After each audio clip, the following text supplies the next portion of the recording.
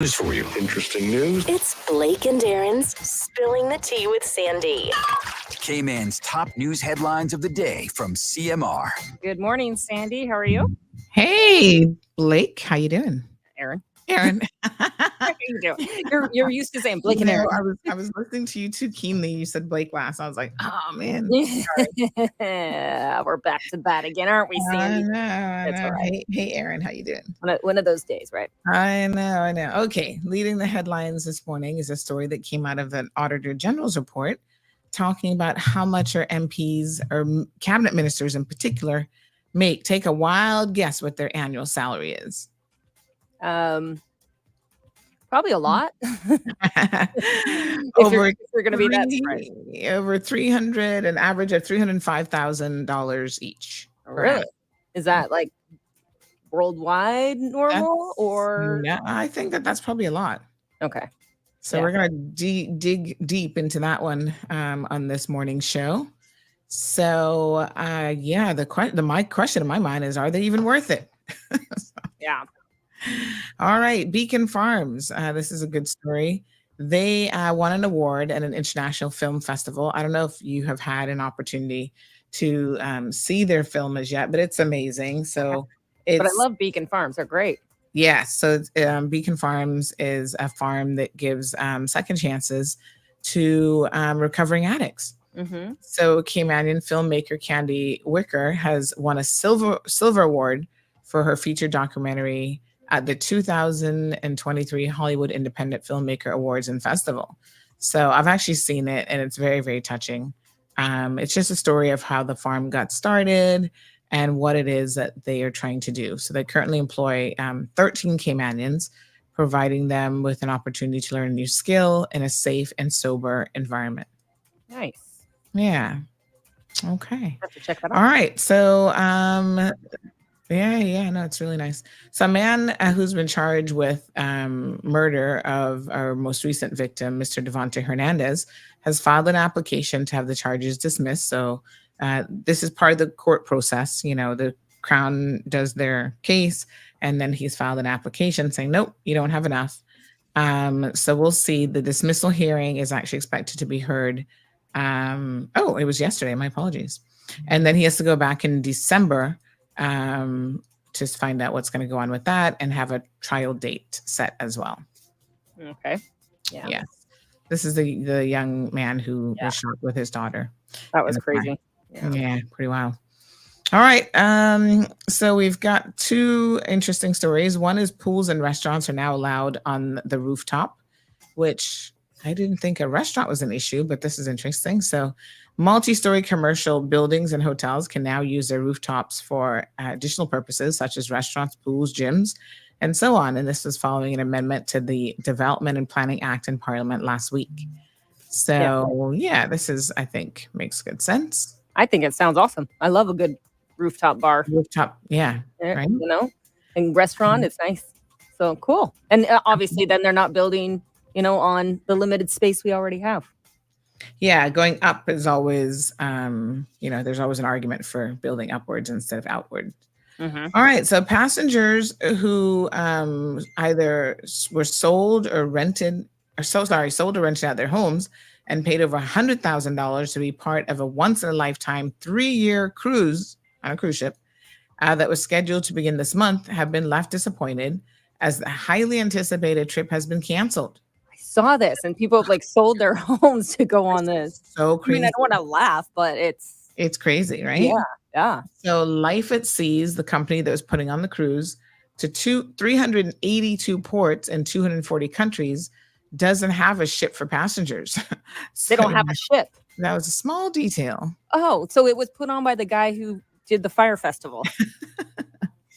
Okay. Unbelievable, really. Yeah. But anyway, as a result of this, these poor people have now been stranded paying all this money.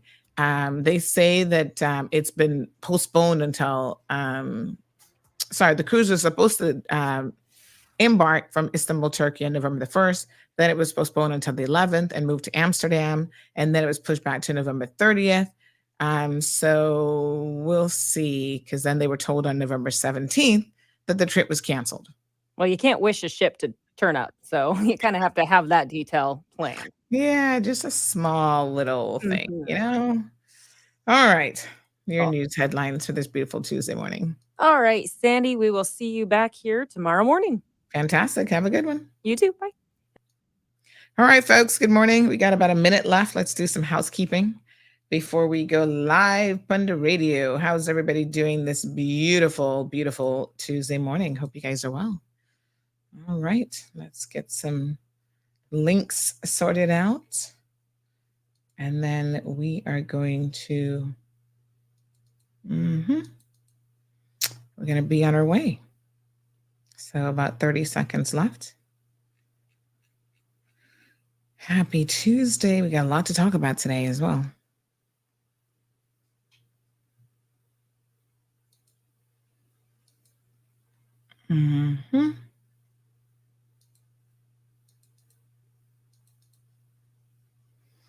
All right, about 15 seconds left. Don't forget, we're in the backup YouTube channel. So I'm going to send out those links here shortly.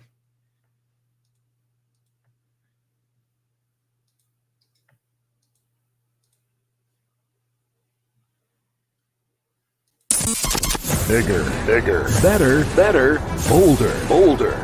The cold, hard truth is taking talk to the next level. Right here on Bobo 89.1 FM, Cayman's Community Radio. We are still spilling the tea. And committed to being part of the change that Cayman so desperately needs. Join Sandy Hill weekdays from 7:30 a.m. for Premier Access, Cayman Voices, Truthful Thursdays, and much more. Cayman's #1 talk show is now bigger, better, bolder, and more than talk. Getting results with hot topics, consumer reports, court exposés, and more. I've come to set the record straight. I've come to shine the light on you. Let me introduce myself. I am the cold, hard truth.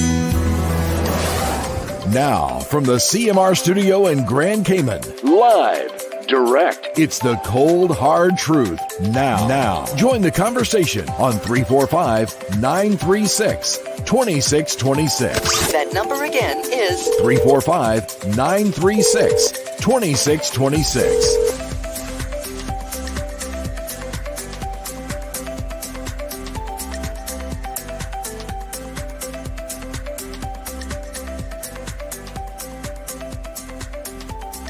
All right. Good morning, everyone. How are you guys doing? This beautiful, beautiful Tuesday morning, rise and shine. Hope that everybody's doing well. Just sending out links to everybody in the various WhatsApp groups. Hello, good morning. Good morning, Miss Vernita. Good morning to Miss Barbara. I see we're a little bit slow on the pickup this morning. Don't worry, I got you. Everybody's like, where's the link? Sending it out to everyone. We got our Windsor Park group. Big shout out to all the good folks in Windsor Park. We got Washington Boulevard, also known as Swamp to, the old timers. So good morning to everyone there as well. Hope that you guys are having a fantastic day. I've just sent it out to that group. And I've also sent it out to our Floridians, Caymanians, and Florida group. Yes. Good morning to all of you as well. So nice to have you guys here. So we're going to go ahead and get started with Health City in just a minute. We've got them talking about orthopedics this morning as part of our Rundown Tuesday segment. Quite an important topic, in fact. You don't think about orthopedics until you need them, trust me.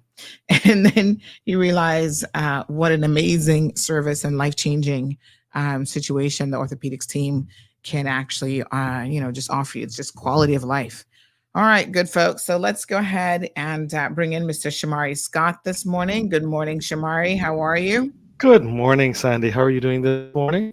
Oh, we're doing good. You got a smile on your face and a mug in your hand. So I know that it was a good weekend. Oh, yeah. I have my Dolphins flag with me. So we are now 8-3. And we are 3 games up on the second place Buffalo Bills. I won't even mention the lowly New England Patriots nor the Jets. But yeah, we got 6 games left.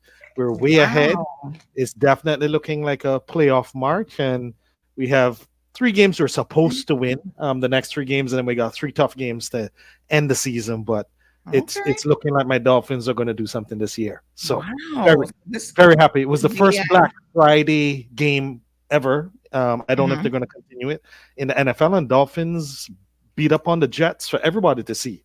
On national TV, only game on Black Friday. Wow. So That must have been something. definitely. So yeah, so you're set. So they played Black Friday and Sunday, or they didn't play on Sunday? No. They just played Black Friday. So Black Friday. Okay. traditionally they've been Thanksgiving games. A few teams play on Thanksgiving, obviously, because in the States everybody's home. And then this year they decided to have, for the first time ever, 1 game on Black Friday, and it was the Dolphins and the Jets. And we put on a show nationally. So we're All right. we're So moving. so then the question is, did you actually get any work done on Black Friday? It was later in the afternoon. So all good. All right, fantastic. Well, thank you so much. Again, we look forward to getting your little updates. Everybody's always like, "Where's Shamari? What happened this weekend with the football?" A lot of us don't even watch football, but we're just entertained by your enthusiasm for your team. Don't So worry. gotta love it. Gotta love it. I'm gonna get you a hat, Sandy. So you're gonna have to wear a hat one of gonna have these days. All right. So today we're going to be talking about orthopedics. So we have Dr. Oh gosh, let me see now. Let me pronounce it on my own. Hold on. All right. Okay. Niranjan. Naranjan. Yep. Naranjan. Okay. Yeah. Dr. Naranjan. Dr. Naranjan, it was pretty close. Good morning. How are you? You did well. Good morning. I'm good. How are you? I'm very, very good. Thank you so much for joining us. So Shamari, is this particular doctor's first time on the program? I kind of think so. I think so. Dr. Naranjan's No, first I time think on the the program. last time I had come, it's been a year or so. Oh my God. It would have been one of the first Already. Oh my physicians that we would have had on the physician as well. Yes. Sorry, on the show as well. But just to introduce Dr. Naranjan again, he's our senior consultant in the orthopedics division, which deals with joint replacements. So that's your knees, your hips, your shoulders.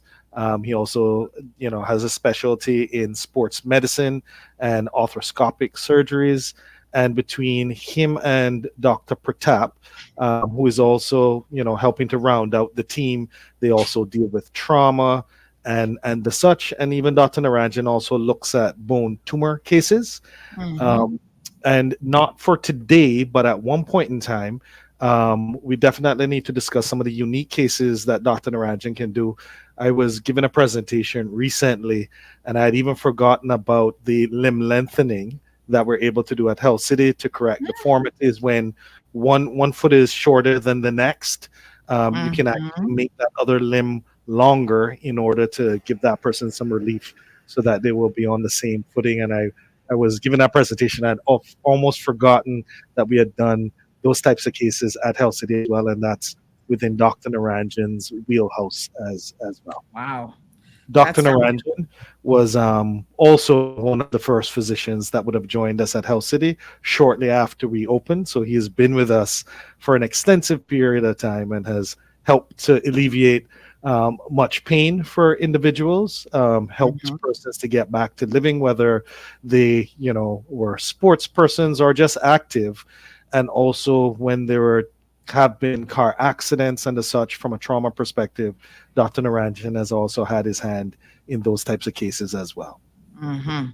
Well, let's start off with some basics, because I often feel like people, Dr. Naranjan, hear the term orthopedics and they probably aren't quite sure all of what it encompasses. So maybe they might think, okay, like knee surgery, and that's kind of where, or knee and hip, and that's kind of where it stops in terms of their knowledge. But tell us a little bit more about what orthopedic encompasses. In general, orthopedics is dealing with bones, joints, ligaments, so cartilage, tissues which are involved with musculoskeletal system of the body. Most of the times there are different branches in orthopedics. The broad branches include like spine surgeon, who deals with only the spine surgery, and the other surgeons deal with the limbs, upper limbs and lower limbs.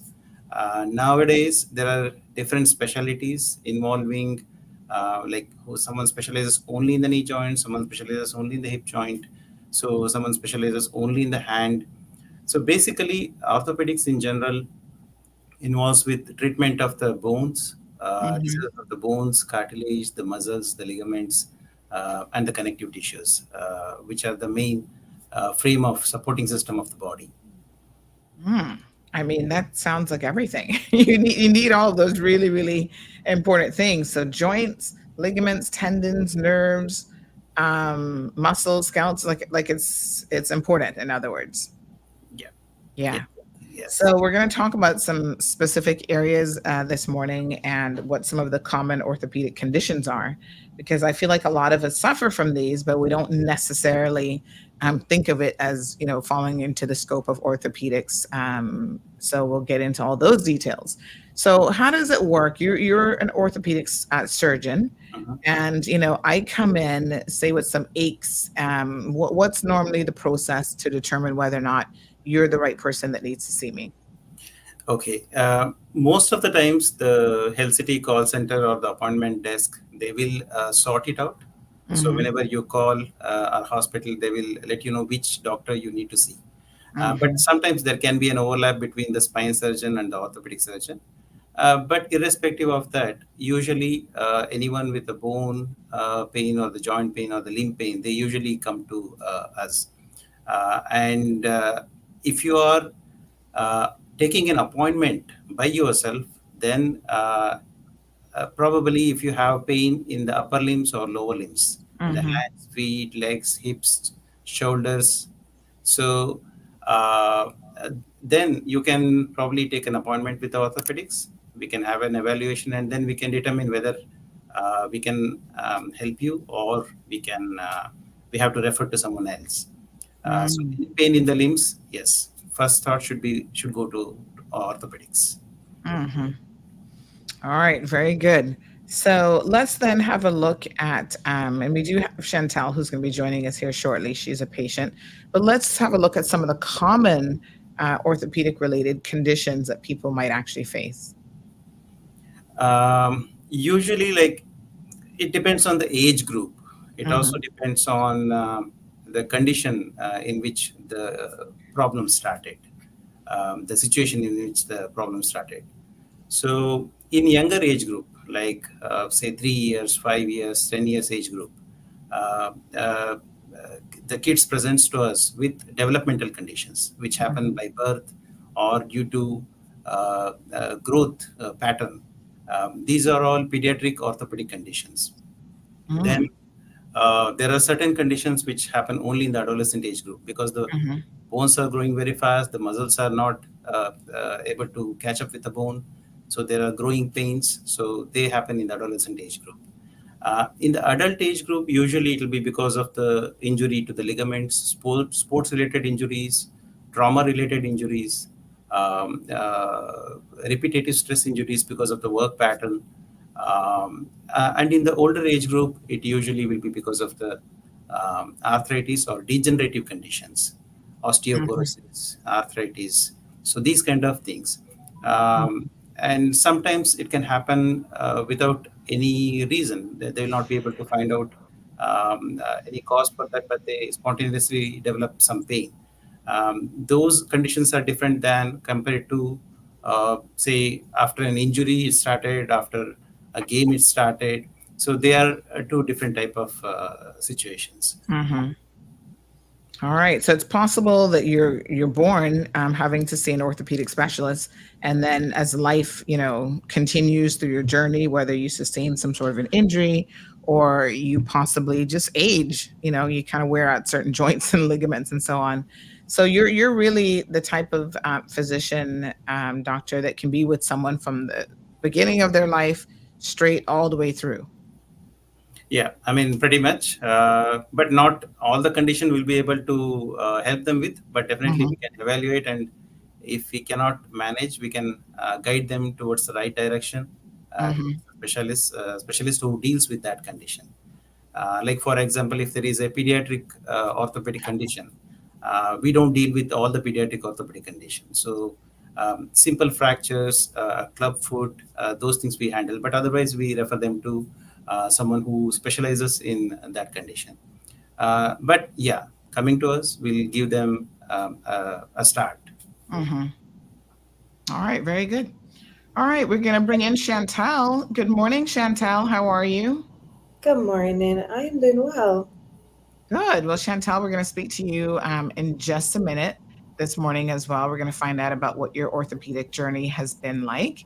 But before we get to Chantal's story, let's talk about some common, some additional conditions that people might be looking at.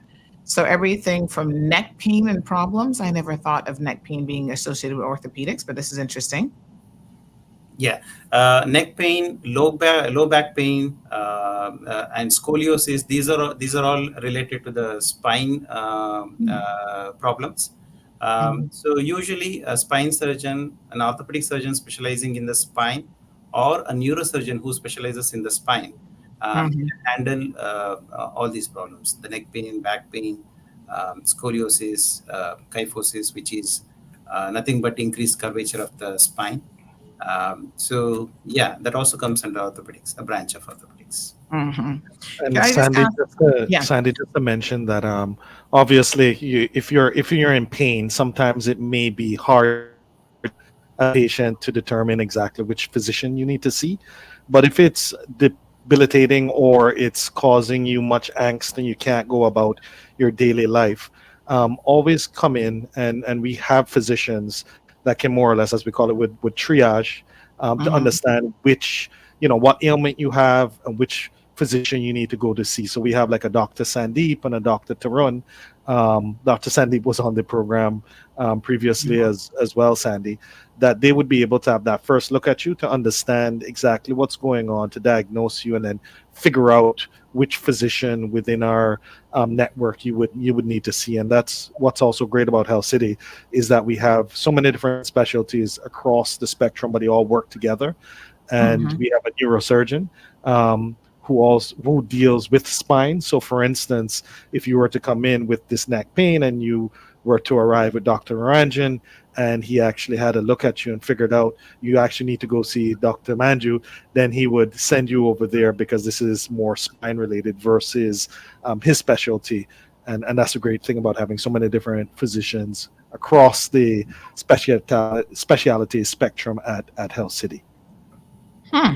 Very good. I wanted to ask you, Doc, about scoliosis. Now, I'm actually a person who has scoliosis, and back in the day when I was younger and it was first discovered, sort of the medical advice at the time was just to leave it alone. You've got a curvature in your spine. We don't want to touch your spine. We don't want to do spine surgery. What is the current? If I'm a parent now and I find out that my daughter has scoliosis, what's sort of the general advice that you given to parents and people who are suffering with this condition? Yeah, see, most of the times the scoliosis can be managed conservatively. In fact, 90% of the scoliosis will be discovered incidentally without any symptoms. And there are flexible scoliosis which gets corrected with the posture. There are rigid scoliosis.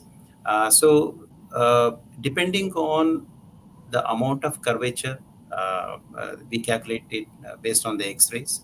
How flexible it is, whether there are any neurological involvement in addition to the scoliosis. All these factors and also the age of the patient, they all add to the decision making. So consulting Dr. Manju to have an opinion and then proceeding from there is the way to go. So any spine surgeon will guide you how to proceed. Yes. So again, it's really about coming in and having that consultative process, that individualized consultative process, I should say, that then, any recommendations or advice would be given on a patient by patient basis. Yes. All right. We've got Ms. Marjorie asking whether or not you deal with any sort of care for people who have diabetic neuropathy. Is that something that falls under the scope of orthopedic conditions? Not entirely. Most of the times the diabetic foot will be managed by physicians or diabetologists. And in bigger countries, there are diabetic foot specialists who deal with only diabetic foot. Here in Cayman, we don't have probably someone dedicated only to diabetic foot. So the physicians, the orthopedic surgeons, the vascular surgeons, we all kind of compensate for that and try to give a solution for someone who is here who cannot go anywhere else for a diabetic foot specialist. So these diabetic neuropathy can cause gangrene in the toes. They can cause ulcers. Those can be handled by surgeons. But neuropathy as such has to be kind of managed by the physicians or the neurologists who are there on the island. With proper diabetic management, with medications to control the pain coming from the neuropathy. But yeah, not entirely. It comes under orthopedics. But yes, whenever they need our help, we help them to say amputation or for debridement of the tissues to get back the blood supply. Sometimes we put vacuum assisted dressings, which it kind of uses a suction force to bring the blood supply back to the wound so that the wound heals faster. So this can be done by orthopedic surgeons. All right. Well, Chantal is patiently waiting, and we want to, I mean, a lot of people are probably curious, wow, what is she doing here? So we want to find out a little bit more about Chantal's story, and we do have a video, so folks, sit back and have a listen to this. I was 12 years old. I was feeling a chronic pain in my hip, my right hip. I thought that it was just exercising because I did PE, physical education at that time. And then after that, it lingered and I felt really, really bad. And I started limping and walking and in pain and all of that.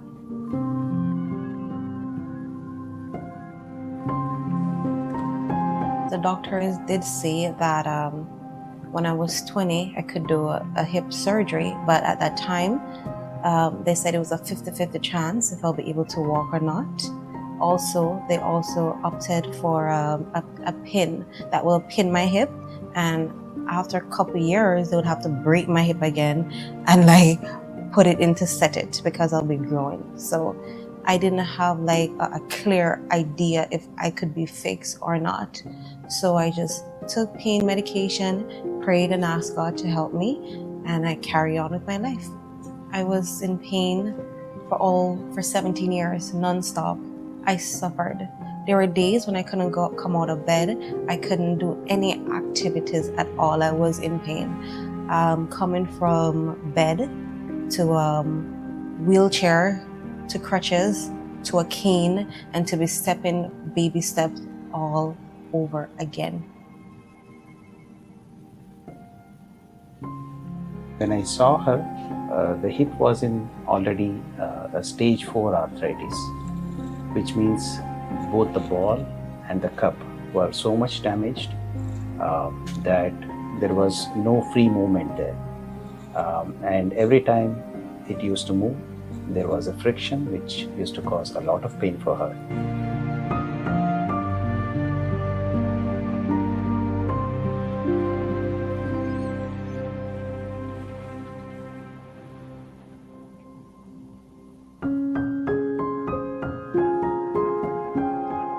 Now you can see that the length is the same. The height has been maintained. So patient's overall hip movement and the length, everything improved. I did a surgery on my birthday, January 27th. I was happy. I wanted nothing else for my birthday than just to get fixed. The team, Dr. Naranjan and his team, they work well with me. They give me a good help and I'm doing well. 1 month down the line, she came to me with almost 90% of her movement recovered compared to the other side. Very stable and walking freely. In fact, it was so difficult for anybody to make out that she had a surgery, and that too like a hip replacement surgery. As the months goes by, I was able to walk. and to let go. I was able to do things that I could never do. My spine, everything, I'll be like, I felt flexible. Like, this is it now. When I went to when I saw the doctor the last time, he was saying that you'll be able to tie your shoes lace. And for a shoes lace, that's a big deal for me. And I was able to do it. I'm like, doctor, I can do this now. So it was like small things that everybody could do on a daily basis that I couldn't do. After physio, went to Reboot. It was awesome there. I also start going to the gym and start working out. I was misfit in everything. Now I am misfit. Chantel's progress has been fantastic. I have to hold her back because she wants to actually do more than what she is capable of doing under the conditioning level that she's at the moment. I've explained to her that it's not about how much she can lift because she has the strength to do it. It's not about how well she's conditioned so that basically she's securing the joint that's been operated on, and that joint is stable so that each increment that we take, that there's not a chance of anything going wrong. Chantel's fitness looks extremely positive, and she has the positive attitude to make it happen. A lot of what we achieve when it comes to operations and so forth, and recovery from operations, and how far we can go has to do with your mental positivity, and that she does not lack at all. She's doing very good, and in fact she started living her life and started giving her new goals to achieve, and she's happy overall. Thank you, Health City, for working on me, because you didn't just replace my hip, you changed my life. I am happy my life has changed for the better. A lot of stuff that I couldn't do, I can do it now. And I'm very happy.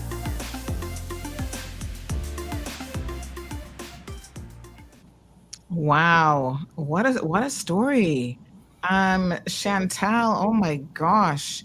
So it seems like this was an amazing life-changing event for you, but let's just back it up a little bit. Being diagnosed with, first of all, we all think of, arthritis as like an old person's disease, like only old people get it. But at 14, you were diagnosed with arthritis. As a 14-year-old, did you have an idea what that meant? No, I was taught, they're telling me that it's bone rubbing and bone. And that was my first time knowing what arthritis was, because it was like an old people thing. Yes. Wow. So you were just basically living with it, and I'm sure you probably thought, this is going to be the rest of my life being in pain.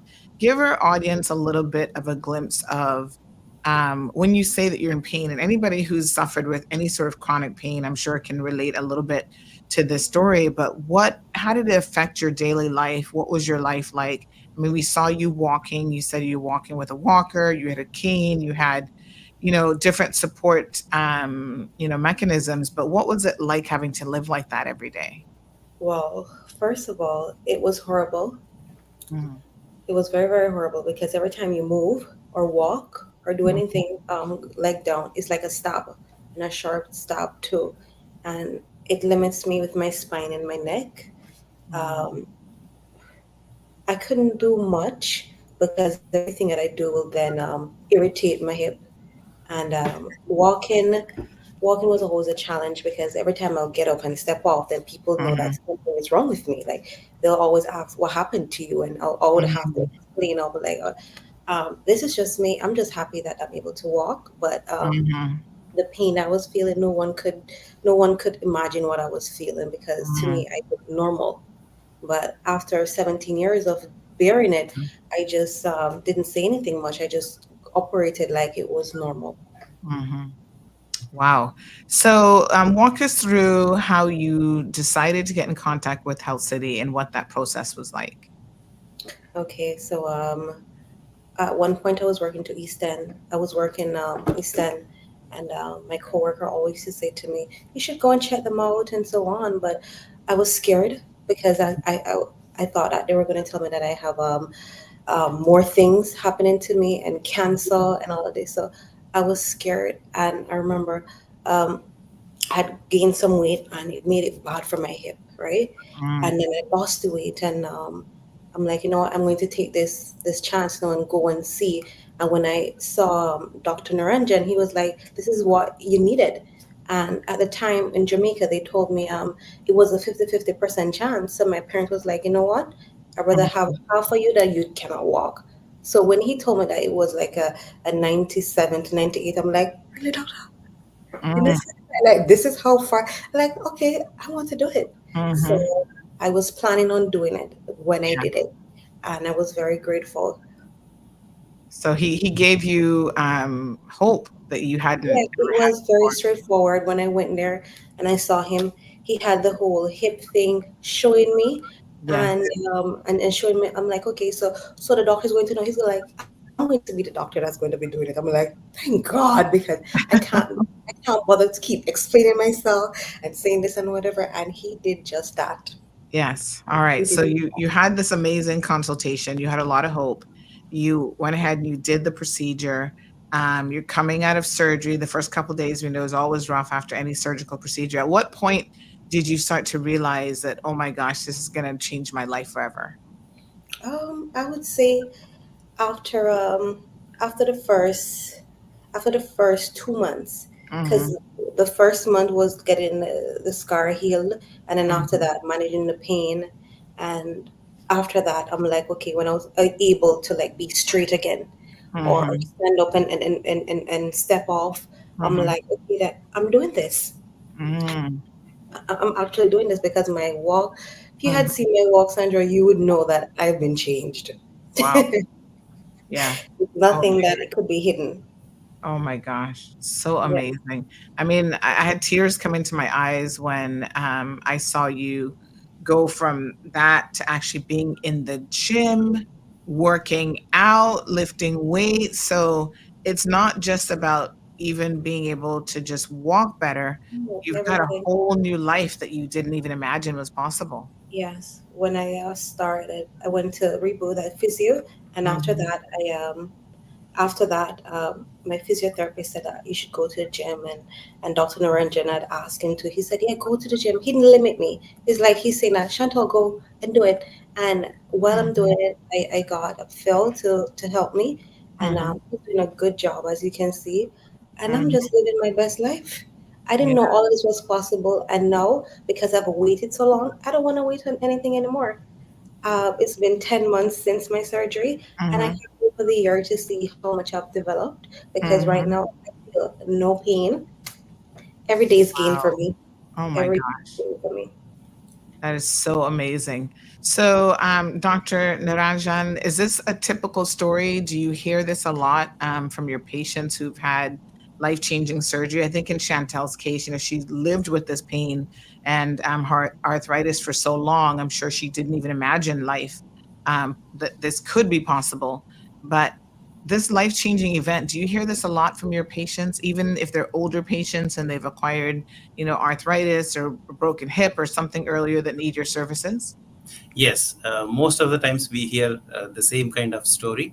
Mm-hmm. Um, uh, it's a little unique for Chantal because her hip arthritis started at a pretty young age, Mm.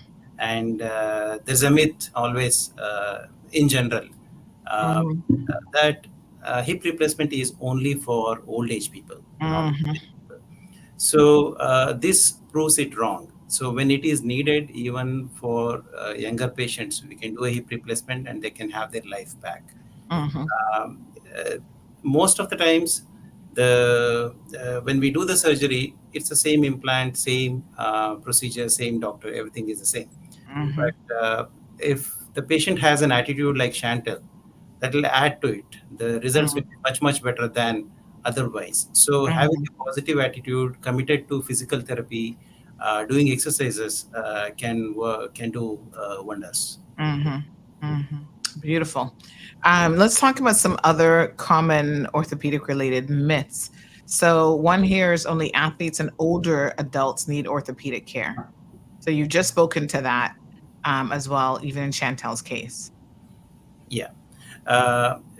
See, as I told in the beginning, that the orthopedic problem can start from few months of age. A mother can bring a small baby to me saying that the foot look a little curved, a club foot.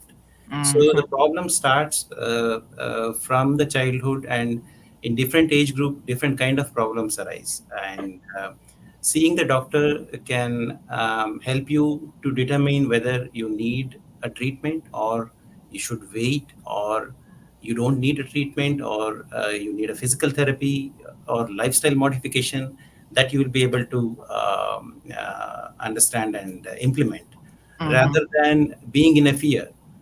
You heard Chantal speaking that she was afraid that if she goes to a doctor, probably doctor might say that she has a cancer, or there can be something more to it. So that fear stops you from doing getting back into your life. So better to consult the doctor and then find out what exactly is happening. Most of the times, say 80 to 90% of the times, the consultation what we do end up with only simple remedies, like maybe medications, maybe physical therapy. Only in 10% of the cases they may require injection. Maybe in 5% or 4% of the cases they may actually require a surgery.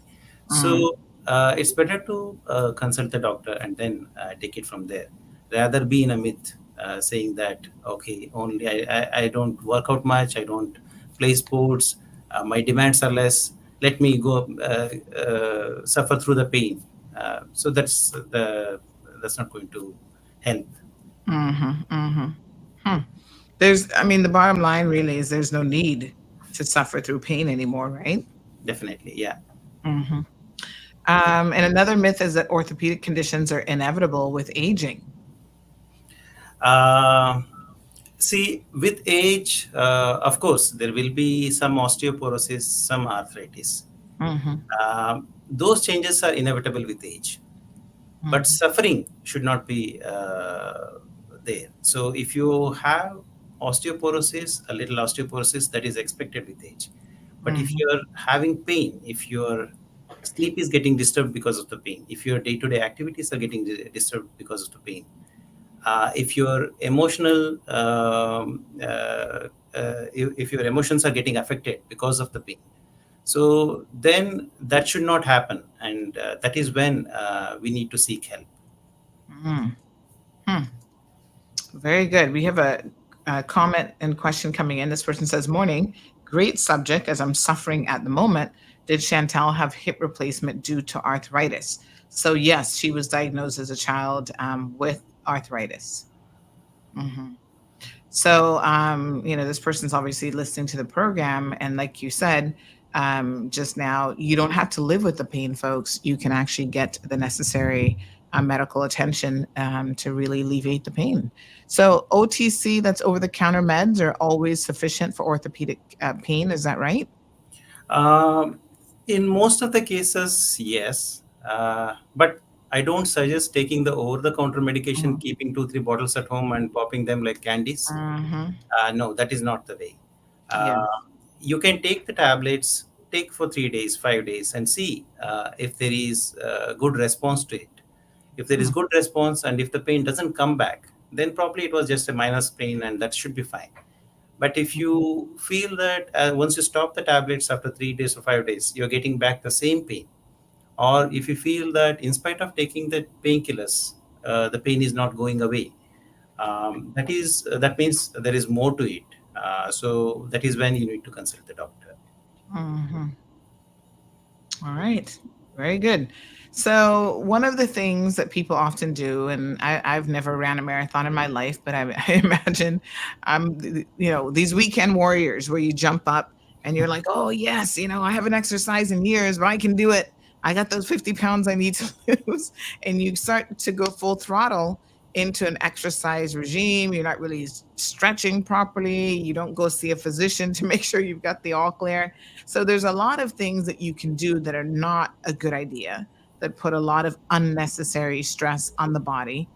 Even if you're a regular runner, if you're going to do something like run a marathon, that's quite a bit different than running 1 or 2 miles, right? So let's give people some good advice if they're planning on doing a much more intense workout program, how to pace themselves appropriately so that they don't necessarily have to come and see you and get injured in the process. And Sandy, just to set it up properly, so the marathon, the Cayman Islands Marathon, actually happens this weekend. Wait, it's December 3rd. Yeah, that's this weekend. That's this weekend, yeah. And Health City is a major sponsor and has been a major sponsor of the Cayman Islands Marathon since Health City's inception. It goes back to my relationship with the marathon when they first came with the idea many years back at the Department of Tourism, and then we supported it back then. It was founded in 2002. You have the marathon, the half marathon, the 4-person relay. They also have the kids fun run, and we have a large number of Health City participants in the marathon as well. Eventually, one of these times, I will take all of this advice and get back out there and do the marathon. But seeing as I used to run cross country back in the day, I'm saying I've done my share of 5Ks and 3Ks, but I'll definitely get back out there. So we just wanted to make sure that a lot of times people try and jump in and do the marathon after training for a week or a week and a half, or may not even train. And sometimes Dr. Naranjan will see individuals based on, hurting themselves or they weren't properly prepared. So we just want to go through some of those steps, as well as always note that if there are, even if you are a long time marathoner, if there are any ailments that you feel, you're always able to see us after the fact. And we've had quite a few patients come to us after the fact, and we've been able to help them get back to their best, a marathon best as well. So I just wanted to set that up, that we're promoting the marathon as well. And it's this weekend, and look forward to that great event that's here in the community. Awesome. So from a physical perspective, there are things that you should do to try to prepare. And listen, if you haven't done these already, you're not running the marathon this weekend. So, sit back and watch it from the couch, or go out there and volunteer. I'm sure they need people at the different water stations and so on. But, it says to prepare at least ideally a year in advance of running the marathon. Otherwise, the minimum of 12 to 20 weeks. Tell us, Doc, what else is some good recommendations in terms of running a marathon? It depends on what kind of run you are running. If you are into a relay, so it's just 10K. But again, everybody's fitness is different. Someone who has never run 10K will be a big thing for them. Yes. So what time they're running, whether they are in the first lap or they're in the last lap. So it also depends, because with the full sun on, running 10K as a last lap is a very challenging thing. The preparation should begin pretty early.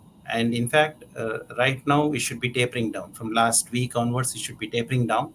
So that you conserve energy, your muscles build up all the reserves necessary for the marathon. Usually the pro runners, they get injured less. Because they have trained well, they've done proper warm-ups, proper stretches, they know their limitation, they know what kind of shoes to wear. So the injuries in those people is actually less compared to an amateur who starts running afresh. In fact, from December 3rd onwards, every outpatient department, I'll get 1 or 2 patients coming to me directly or indirectly related to the marathon injury for next 1.5 months. This is happening every year. And most of the times when I see those patients, I notice that they start at the last moment, they register at the end, and they try to push themselves in spite of having pain. I suggest know your limitation, be aware of your training, how much you've done. If you feel that there is pain, don't push yourself. Hydrate yourself well. Stretch yourself after the run. If you're not able to run, you can take a break, walk, slow down your pace. And these can avoid most of the injuries. Very good. Chantel, running a marathon yet or no? Not yet. Maybe next year. No pressure. No pressure. Oh my goodness. So again, big shout out to Health City, Cayman Islands. I mean, I think that this is amazing. These life-changing events. And I've heard so many people really talk about whether it's orthopedics or heart surgeries or all the amazing services that are offered at Health City, Cayman Islands, that it has really changed their lives for the better. And it's really about having a good quality of life. So, Chantel, thank you so much for joining us today, and may you continue to progress on your journey. Now, are you looking at having to tell us a little bit, doctor, about Chantel's prognosis? I mean, she's done hip replacement surgery. Is this something that she might have to repeat again in her life? She is still pretty young. So, what is she looking at long term? See, longevity of any replacement implant depends on various factors. From the type of implant used to the kind of exercises what they are doing. In general, if the knee replacement or hip replacement patient doesn't do any exercises, if they put on weight, that actually increases the wear and tear of the implant, and the longevity of the implant is less. If they do very high impact exercises, if they go out and play soccer game again, that will cause increased wear and tear. Having moderate, less impact exercises, in fact, increases the longevity of the implant. And in Chantel's case, we have used something called dual mobility hip, which actually increases the stability and flexibility. And she is also very committed and doing exercises. So I expect very good life out of this implant. And I have seen patients, even with the earlier generation hip, I've seen them, the hip joints lasting for 25, 30 years or more. With the current generation, I expect at least that much, 25 to 30 years. And beyond that, if there is a wear and tear, usually the wear and tear happens in the articulating surface, where exactly movement is happening. That is where the wear and tear happens. And that can be revised with a simple procedure. The metal components which are in the cup side or in the femur side, they are good. They have any wear and tear, but it's only the articulating surface. And because we use well-known company implants, we have the support for next 20 years, 30 years also. So wherever you go, you show this was the implant used, and the company will be there to kind of give the components to revise. So it's going to be a minor procedure. Wow.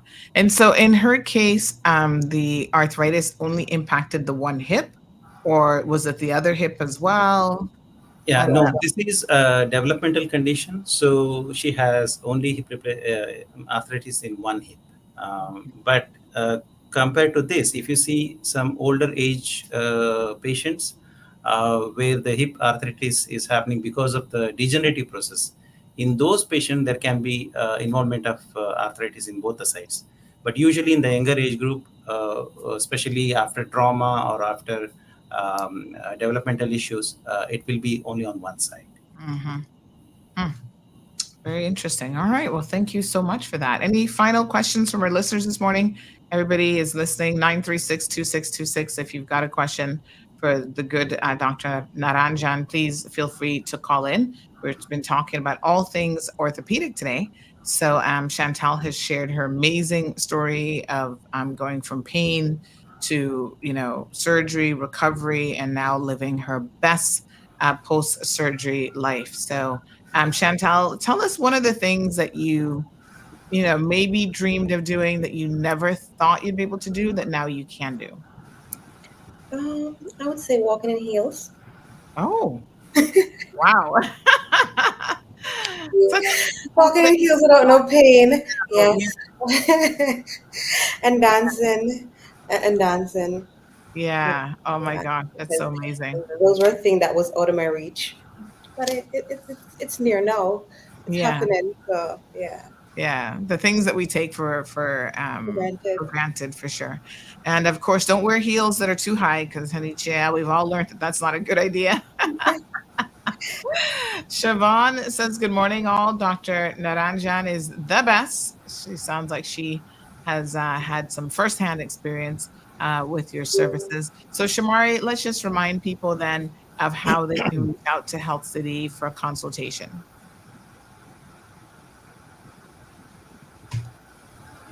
Oh, Shamari? definitely, Sandy. Oh, there you So 64040. Can you hear me? Yes. Hello? Yeah, we can You hear hear you. me? Yes.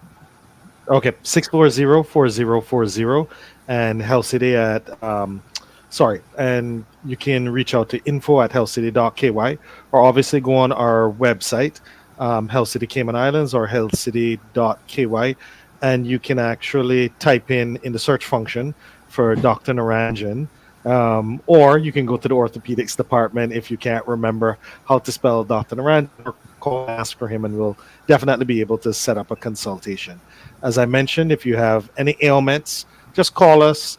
And even if you don't get directly to Dr. Naranjan, you come in, we'll figure out what's wrong, and then we'll send you to the physician that you need. So it's very easy. Just call, email, or go on the website, and you'll be able to get a booking to come in to see Dr. Naranjan or whomever else you may need to see.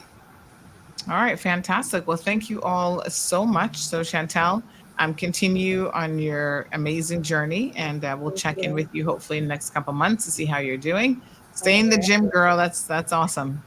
Thank you. All right, Amari, thank you so much again, and good luck Thank next you. week with the Dolphins. I'm sure you'll keep us updated on how they're doing. Most definitely. Hopefully another win. Okay, sounds good. And Dr. Naranjan, thank you so much again for coming on to the program today. Thank you, Sandy. Thank you for having us. All right, folks, that's the Health City. Today's Tuesday. You guys know how it is on Tuesdays. We do a little bit of, a Tuesday marathon with Health City. It's called Rundown Tuesdays, and they're here every single Tuesday pretty much, giving us a lot of amazing information about the services that they have to offer there at Health City Cayman Islands. So give them a call. They're always on standby to assist you. Again, the telephone number, 945-4040. That's 1-844. So it's a toll-free number. And then locally, you can just do 945-4040 as well. So they've got 640-4040 is an alternative number. Multiple ways of contacting them. You can reach out to them also at healthcitycaymanislands.com. So no need to live in pain. I think that is so important. So many of us, oh my gosh, we live in pain and we just ignore it. By the way, let me do a big shout out to Gavin over at Cayman Physio. He must have been listening to me on Friday talking about my shoulder pain, and he reached out. Yep, it's still there. And he reached out to me and he said, Sandy, come and see me. You need to come and see me. I'll schedule you in, do a little bit of acupuncture, loosen up, some of those areas a little bit. And I was like, yeah, I got to come. And then I was like, oh, Saturday I was trying to go. And then I was just so busy showing people our beautiful island. I didn't get to go on Saturday. So I am going today. I'm going to see you, Gavin. Got it on my calendar, making sure I get there in time, because that's always my issue sometimes with appointments, is trying to get there in addition to all the other running around that I have to do. But yes, going to go see Gavin, and hopefully he can do his acupuncture magic and release some tension in some much needed areas. So folks, you're stressed out, you carry your stress, a lot of us, in our neck and shoulders. And there are things that you can do, massage therapy, exercising helps to loosen things up, as well as sometimes you just need a good acupuncture session as also. I mean, acupuncture over the years has worked wonders for me. I was just telling someone recently the story about how and why I first tried acupuncture. And, I know that people in this part of the world, you have different ideas about alternative medicine. It's not every single alternative medicine that works. And sometimes the physicians don't quite know how some certain things work, but I'm like, hey, acupuncture has proven itself to me. I don't have any qualms about knowing that it does help. And a lot of times it's part of a larger puzzle of things that you need to do. So you need to be stretching, and, massages are also amazing. But yeah, many, many moons ago, I had a tailbone injury. And if you've never had a tailbone injury, your tailbone is like all the way at the base of your spine, and it's not, no back pain is nice, but your tailbone, because it's so close to like, where you sit, and everything is just interconnected, right? So I was in so much pain. And you know what is so ironic? At the time, I had my other show. So this is a really long time ago. This would have been around 2009, 2010, but I had another show called Straight Talk on 104 DMS station as well. And I remember that this pain had been going on for quite some time, and I was in so much pain that particular day. I think it must have been like a Thursday or Friday. It's probably a Thursday. And I was doing a show, and I remember standing up the entire show, because in that studio, I used to sit for the most part. And this one, I stand most days. But so I was standing up because that was the most comfortable position. And normally that was a 2-hour show. It was like 5 to 7 drive time in the evenings. But that particular evening, we went for like 4 hours because we were doing a fundraiser for Charles Whitaker. So Charles will remember this. We were doing a fundraiser to get pledges and money for his, he had a fight that was upcoming. So, yep, I was standing there in pain, and I was like trying to squat and do anything that I felt could kind of relieve the pain a little bit, but I refused to let the pain stop me from helping Charles. I'm like, let's do it. This is a young Caymanian, at the height of his career. He was struggling with getting government funding and so on. So I said, let's do what we can to do a little fundraising effort. And we actually did really well. I can't remember how much we got in pledges, but it was a good amount to really help Charles out. So anyway, I was then traveling the following day to Miami because I was wrapping up my master's degree and I had to go and do some session there. So I ended up going to Miami, and by the time that I got to Miami, I was in so much pain that I literally could not lift my leg to put it in the car. Now, this is serious, right? Your body can't even, like, you get in a car, we don't even think about the mechanics of getting in a car. You get in a car seat, you put the first leg in, you put the second leg in, you put the car in gear and you go. This was the sort of thing where I slid into the car and I literally had to lift I guess that would have been my left leg, because I just couldn't manage lifting my leg on its own. I had to lift my left leg into the car. That's the kind of pain that I was in. Like, I was using my hands to lift my leg and put it in the car, right? It was just excruciating. And I remember going to the ER in Miami, like I was taking over-the-counter medication. They were like, take this, take that. Nothing, absolutely nothing was helping. It's probably like the most pain that I can recall kind of being in, not related. It's like a surgery or any specific thing. So anyway, I was driving on 83rd. I think that's 83rd Street or 183rd. So this is like North Miami, kind of closer to the Aventura side, because I was staying with my girlfriend, Melanie might remember this. She was working on her master's as well. So anytime I went to Miami, I would just kind of stay by her. And I was like, oh, Mel, I'm in so much pain. Oh, my God. So I was just driving down 183rd, heading back to like Aventura area where she kind of stayed. And I remember this sign that says acupuncture, pain management. It claimed it did everything. Pain management, weight loss, sleep better. And I was like, I only saw the pain management part of it. And I thought to myself, what's the most I've got to lose? $75? Let's just do it, right? And I remember going in there and I was like, I'm here because I got this pain. So I met this guy. I still can envision what he looks like. I don't remember his name or anything, but he was actually trained, properly. There's different types of acupuncture, by the way. There's like dry needling, which a lot of physiotherapists use, and that's not traditional acupuncture. So there is a difference, and you have to make sure, folks, that whoever's doing your acupuncture actually knows what they're doing. They're experienced. And that's what I like about Gavin. He's the most qualified, to the best of my knowledge, acupuncturist on island. And I'll tell you why you got to be careful with acupuncture here in a second. But anyway, so I went in, this guy, he's trained in Chinese medicine, acupuncture, has been doing it for years. And I'm not fond of needles. Like, I'm not a needles person, but I'm like, listen, right now, I don't care. I'm in so much pain. I don't care what you got to do. Just help me. And so he did like a whole assessment, asked me a little bit about myself and whatever. And what is so interesting is he gave me some advice that I've never, ever forgotten, that really had nothing to do with the acupuncture session, but they kind of try to focus more holistically on what's going on in your life, right? What's causing pain? Because a lot of these things are kind of stress related. We bring them on with our lifestyles and, so on. So he said to me, and this is the part that I was sharing with somebody recently because they're going through a bit of a situation.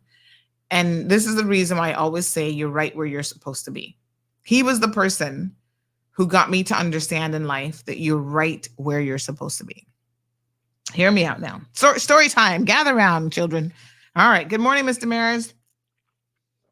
So he said to me, you've got to take it a little bit easier and you've got to start focusing on your own health and wellness as opposed to trying to be everything for everybody else. So he's like, I get this. And I didn't really tell him a whole lot because, sometimes people, you tell them things like you go to the psychic, you tell them your whole life story, and it's no wonder they can read into that, right? So I just was like, listen, I'm just here for pain management. But he said, I'm picking up, he kind of did like almost like an aura reading. And he's like, I pick up that you're a giver. You're the type of person who wants to solve problems for people. You want to give to people. You want to do all this stuff, but you can't do any of that if you're not straight, if you're not in a good place.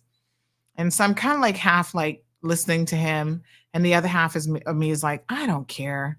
Like, just, I'm here for pain. Like, I don't care about any of this other stuff, but sometimes you got to listen, you got to force yourself. So anyway, I was just like, oh yeah, okay. Just pain management. Hello. That's what I'm here for. I don't need a counseling session. This is what I'm thinking in my head. So he says to me, are you familiar with Robin Williams? And I was like, yeah, I've heard of him, American actor, blah, blah, blah, blah, blah. He's like, yes, there's a movie with him in it where he plays a doctor.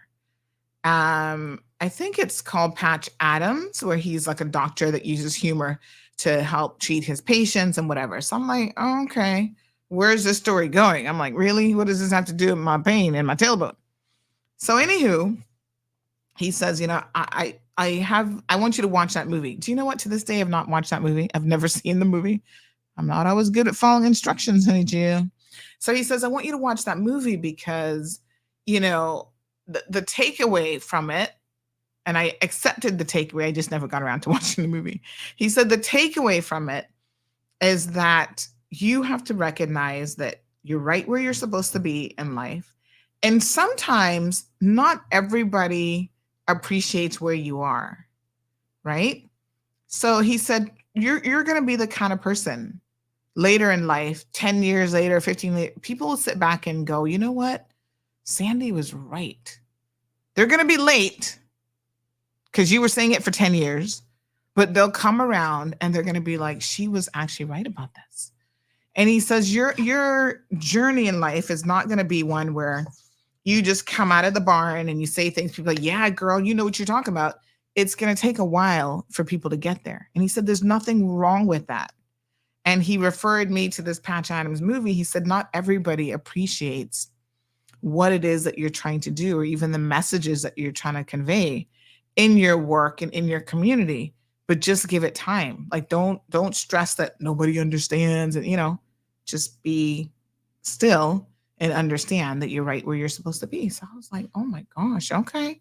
I was like, okay, honey, chill, but let's focus on the hips. Anyway, he did his acupuncture and he's told me a little bit about how acupuncture works. And he said, normally, this isn't a miracle thing. You don't necessarily get relief like the very first time you do it. And here I am thinking now, you know me, I'm like, this is the money grab segment now where he's going to tell me to come back every day for the next 20 years of my life. I was like, okay, well, let's try it once and see what happens. Because I'm not saying I'm coming here every day. I don't even live in Miami. So anyway, he said, normally you need like many things, more than one treatment, yada, yada, yada. I'm like, okay. So he did his treatment and I ended up afterwards, it was a very quiet room, used quiet medicine. Child, I was but sleeping up in there. And then afterwards I came out and he, the one thing they always used to do though, Chinese medicine, they always are peddling these little herbal pills and stuff. I was like, listen, I'm going to waste my money buying all this herbal medication and I won't take it. I can't tell you the amount of times I've spent money on all sorts of vitamins and this and that, and I never take it. So let me save both you and me the headache, me, my pocketbook headache, and you, me complaining about it. Don't try to peddle me anything else. And he's like, all right, but these supplements would help. I'm like, I'm sure they would, but I'm not going to take them. So I left, and I can tell you within probably 10 or 15 minutes, I was just amazed. And I think this experience is unusual even for acupuncture, but I was truly amazed at the degree of pain relief that I had. Because for the first time in what felt like at least a year, I could really move. And I was like, oh my God, I would say probably 90% of my pain was gone. My leg could move freely. I was blown away by the result that I got from acupuncture. So then about 2-3 weeks later, I had to be in Miami again. So I left and I was like, oh my God, this was so amazing. And then I had to go back to Miami again. And that time I had come down with bronchitis for the first time in my life. It's the first and only time I've ever had bronchitis. And so again, I was doing my show and I couldn't talk. So by the time I reached Miami, I literally had no voice left. Like I was like, yeah, it's like trying to whisper. I can't really talk. So I decided I wanted to go see him again. So I went and I saw him. And he's like, oh, you're back. And I said, yes, because I want to give you an update on how well, my tailbone responded to your acupuncture. He's like, that's great. He said, it is unusual for someone to respond so well for just one session, but that's good. You're back again. Tell me what's been going on since I last saw you. And I said, well, I got bronchitis. I did all the antibiotics, but I still feel like, I'm still coughing. I've got this cough. And he's like, oh, okay. And I said, but, I want to do another acupuncture treatment. He said, all right. He said, I'm going to do something for your lungs as well. And I said, oh, okay. Like, now I'm a believer. I'm like, honey, chat, you do whatever you want to do because you know what you're doing. And then it was one of those trips, though, where I was like in a real hurry. And I was like, oh, my God, I got to hurry up and go here, because then I got to get on the flight. And he said, be still, my child. He says, you're right where you're supposed to be. He said, do you know that even if you miss that flight, what's the worst that's going to happen? You're going to get another flight. And he said, there could be a reason why you needed to miss that flight. Like sometimes in life, just be still and realize that you are right where you're supposed to be. You're supposed to be experiencing the situation. So when I was talking to someone last week about this, the point that I was making to them is they're going through a really rough time. And I said, I know in the moment it's hard. It is very, very hard to understand, especially with pain, whether it's physical pain, emotional pain, psychological pain, that you're right where you're supposed to be. There's a life lesson that you are supposed to learn and take away from this. Like the pain is not without, and it depends obviously on you, but the pain is not without some benefits at the end of the tunnel, right? So you have to accept that life isn't going to be perfect, that things are going to go haywire, that you're going to lose a job, you're going to lose loved ones. All of these things, folks, are going to be, they're part of your life journey. But at the end of the day, you're right where you're supposed to be. So you're going to learn something amazing from this life experience. You're going to, become a better person because of it. And so you just have to sometimes sit still and accept that you are right where you're supposed to be.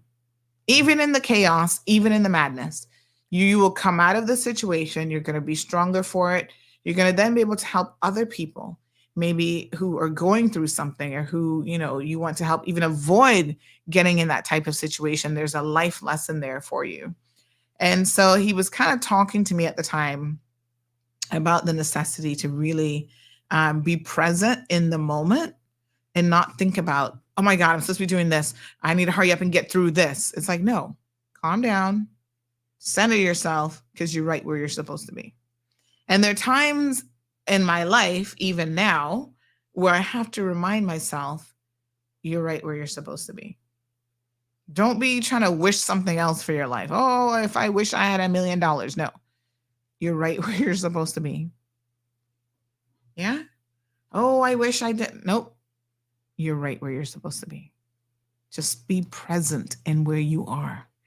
And so it's not always easy, but you're right where you're supposed to be. I was actually this morning having a look at something, and I wanted to sort of mention this by way of even just therapy and the things that people go through. Folks, let me tell you something. There is nothing wrong with getting help. There's a lot of us who deal with life in different ways. So look at this picture. I just posted this on social media this morning. And I, want to share the messaging that goes along with it. So it basically says that the pain wasn't your fault, but the healing is your responsibility. I want y'all to think about that for a minute. The pain isn't your fault. So here's a young lady who's obviously endured some childhood trauma. That's not your fault. You can't control that. You were a child. You can't control whether people abused you or what they did, how they treated you, how nasty they were to you. You can't control that, right? Maybe people made fun of you because you were a little bit different.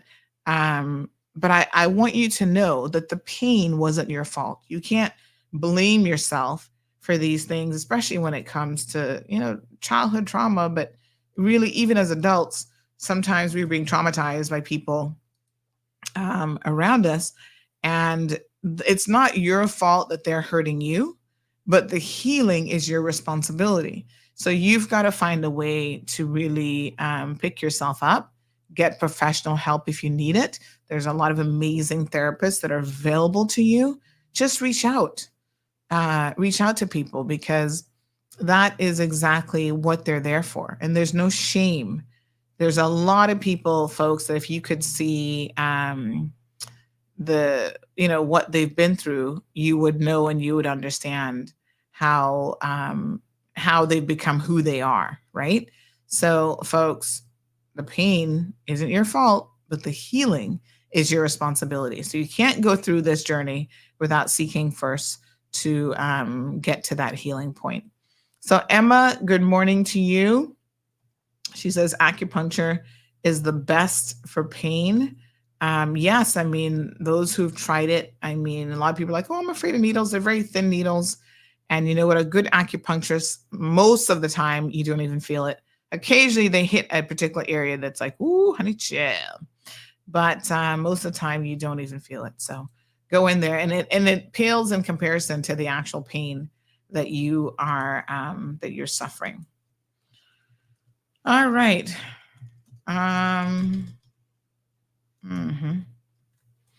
So, folks, yes, here we are. All right, let's take a little commercial break, and then we want to come back and talk about some additional topics. We, of course, politics in our brain this morning, and we have a report that has come out that is very, very interesting. Talks about how much our MPs are actually getting paid. What a mess.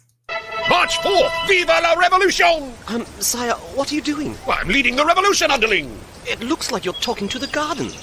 It's a plant-based revolution. God, you ruin everything! The plant-based revolution marches on at Burger King. Joining the Rebel Whopper are the all-new plant-based nuggets and Chicken Royale. Created by the vegetarian butcher in Europe, the new Chicken Royale and nuggets replicate the Moorish taste of the original BK classics, but made completely from plants. Come try the plant-based revolution at Burger King. Full menu at burgerking.ky.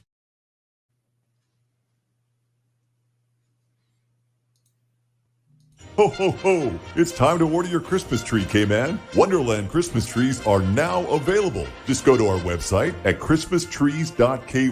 That's christmastrees.ky. The trees are direct from Canada. Grade A premium, beautiful balsam firs, which you can get in different sizes, ranging from 5 feet to 10 feet. But it's very important to order your tree as soon as possible, so you get added to the tree order. christmastrees.ky. That's where you'll find Wonderland Christmas trees, perfect for that freshly cut Christmas tree smell in your home or office. And when you order, you can select delivery, or you can pick it up at our Wonderland Christmas tree lot in the Regatta Business Park in late November. where you will experience nightly snowfalls, and the only place in the Caribbean where you can find snow. It's that time of year, Cayman. For Cayman's most wonderful time of the year, it's Wonderland Christmas Trees. Order now at christmastrees.ky. That's Christmas trees with an S.ky. Ho, ho, ho. See you soon.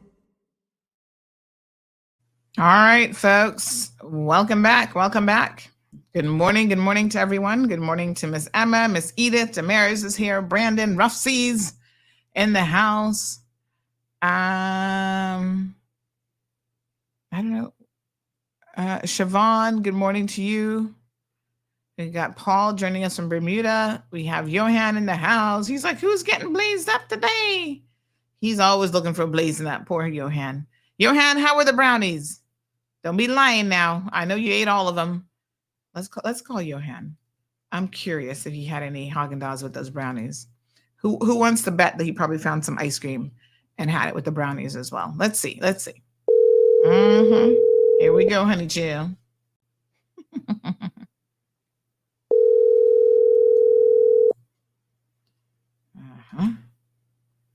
Hello. Wake up, Johan.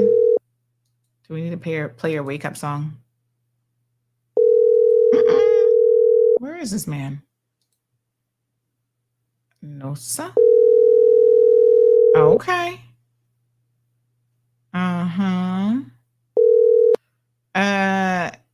He shouldn't be sleeping at this hour. Maybe he's in a meeting. He might actually be at work trying to get some work done. All right, we'll call him back.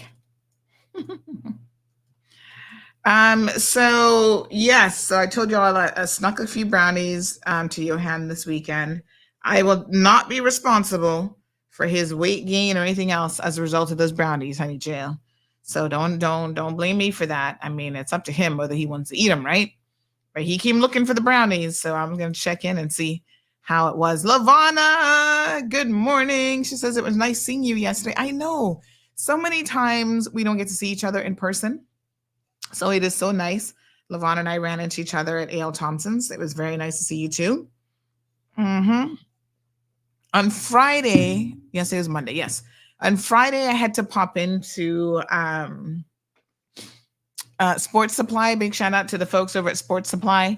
And there was a young lady in there. She works there, Jamaican lady. She laughed when she saw me. And I was like, okay, honey, chill. She's like, oh my gosh. She said, just this morning, I was saying how I've never actually seen you. I've never met you. And then I see you today. And I said, look at that. Look at God. Look at God, honey, chill.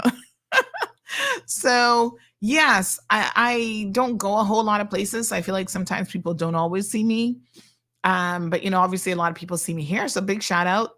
There's a Filipino young lady. Oh, God. What was her name again? Was it Linda?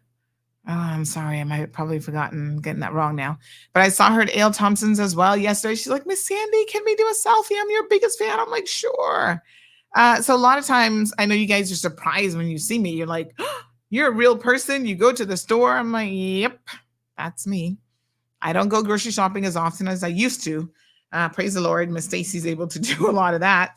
But I was there this weekend getting my ingredients for brownies and potato salad and all this good stuff. I saw Vanessa on Friday. I know, right? So as small as Cayman is, I still be missing y'all. I don't get to see you quite as often. But I appreciate the love and support because every time you guys see me, you're always like, oh my God, you're so awesome. I'm like, oh. So I got Zeus in the studio with me today. He's lying down, being really nice and quiet, taking a little snoozy and a doggy snooze. He's got a grooming appointment this morning, so I will be taking him in at 11 o'clock to get all prettied up after the show. So Alejandro says, I like how you not send no brownies my way, though. Well, listen, it wasn't that kind. Like everybody's been messaging. My cousin messaged me and said, wait, you made brownies and you didn't send any for me? I was like, it wasn't that kind of it was like I was making them for an event and I was kind of making fun of Johan and his brownie obsession. And so when he saw that, he just showed up looking for brownies, honey child. I was like, oops, I'm not even home to give you any brownies, but I'll sneak some in a little container for you and bring you. So yes, I will. One day, all of you will be able to get some brownies, honey child. They're good. And what I like to do with them, you can't overcook your brownies because then they get dry out. I like to keep them nice and moist where they're almost kind of like a fudge brownie. They're on the verge of being a fudge, but not really. So they're, you know, when they come out nice and warm, honey child, they be so nice and yum. Nice. I only had one myself because, you know, sometimes you got to do a little taste testing. And Gigi got to lick out the bowl, which is one of her favorite things to do. The only reason she wants to get in, she's like, are you baking anything? Are we making cookies? Are we making brownies? Because then she like wants to lick the bowl. So she had a little moment on Sunday when I was making these brownies. What did she do again? I can't remember. But child, she started crying and sniffling. I was like, not my kitchen, honey child. Step out my kitchen. And I said, you need a moment to yourself. Go in your room. Compose yourself. It's fine. If you want to cry, girl, cry your eyes out. Because I had said something to her and I think I was kind of a little bit harsh. Just a little bit, like my voice is very, very firm. And so she starts crying. And I said, you need a moment? Go in your room. Because you don't be sniffling around my kitchen. And then she's like, no, I'm fine. Because she didn't want to miss the brownies, child. She was like, I want to help you. And I'm like, not if you're crying, you don't. And make sure you put on your hairnet. And, you know, we got proper kitchen hygiene tools that we use even in our private home. So she composed herself and came back just so she could lick the brownie bowl because I knew that was all she was into. So she had a good time after that. And there was chocolate all over her mouth and everything. Yes, honey child. Good morning, Miss Yulene. Lavana says that's a childhood memory, licking the bowl when mom was making cake. Child, she'd be trying to, are we going to make brownies today? Are we going to do, she'd be wanting to make all the desserts. Good morning to Miss Beulah. Good morning. This person says, in addition to the brownie, I would like the bread thing too. Which bread thing? The bread rolls? Oh, girl, they'd be so good. So I make two kinds. I make just the regular one. It's garlic bread, and you just put some parsley and garlic powder and everything and mix that up, right? And then the other one, I do coconut shavings on it. And people love that one because the coconut shavings if you like coconut, adds a little bit of sweetness to it. And yeah, girl, that'd be the one that everybody wants. This person says, let me know when the brownie talk is over. I will not listen to such atrocities. Oh my gosh, right? Oh yeah, she wants the coconut one. Yeah, girl, they are good. So I'm still not decided what I'm doing for Christmas yet. As we roll into the Christmas season now, we're coming into the 1st of December. We are less than a month away from Christmas. Make sure you get your live Christmas trees. Normally I get one from the same people. They're, what's it called? Christmas Wonderland. And, but I'm still a little bit torn this year because I kind of feel like I don't want to do anything this year. But then again, I say that every single year. I'm like, no, I'm not cooking this year. I'm not doing anything. And then I end up doing it anyway. And then it's like a last minute rush. Like, okay, let's go get food. So listen, I think by next week, I need to make a firm decision on whether or not I'm going to do anything for Christmas. I feel like I could just do a relaxing vibe. So in other words, you invite me over. I don't know who you are, but somebody who can really cook and who's going to have a nice spread of everything. I bring 1 or 2 dishes and I just show up and eat. That's the vibe that I'm feeling. Or I'm going to literally just go to a restaurant and have my turkey, my ham. Hopefully they'll have Cayman style beef, whatever, just the spread. And I don't have the stress of doing anything. Because, you cook, you got to prep, you got to cook, you got to clean up. It's like a lot of work involved in hosting. And this year, I feel like I don't want to do it. None at all. I'll wake up. I'll probably do a Christmas tree for little Miss Gigi. But she always has one in her room. That's one of the pre-lit trees. You just plug it in and it's good to go. So she'll have that. She still believes in Santa. I figure this is probably the last year that we're going to be able to get one over in her and Santa. And I'm already like, yeah, mom's going to get you this present. So I'm not really pushing the whole Santa thing, but she kind of still wants to call Santa on the phone and all this kind of stuff. So this will probably be her last year of believing in that. And, get her a couple gifts. There's nothing on my Christmas list that I want this year because I felt like I've already treated myself to everything already. Like I had my 50th birthday, getting my car. Listen, the replacement car is coming any day now, by the way. So that's going to it's en route. It's on the ship. It's coming. So I'm excited about that. Although the timing, because now year end, my budget's a little bit different than it was in August. But anyway, we're going to swing it. So I'm excited about, so that's my delayed birthday gift. Now my Christmas present. I don't need anything else. I'm not even looking for anything else. Marlon will probably just get a kiss on the cheek, Santa, happy, Merry Christmas. That's about it. So yeah, it's going to be, I'm feeling like really, really, low key. So, that's where I'm at. That's the vibe right now.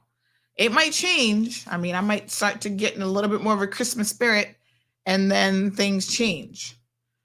Yeah. So go get your Christmas tree though, because now is the time to get the Christmas tree. Now.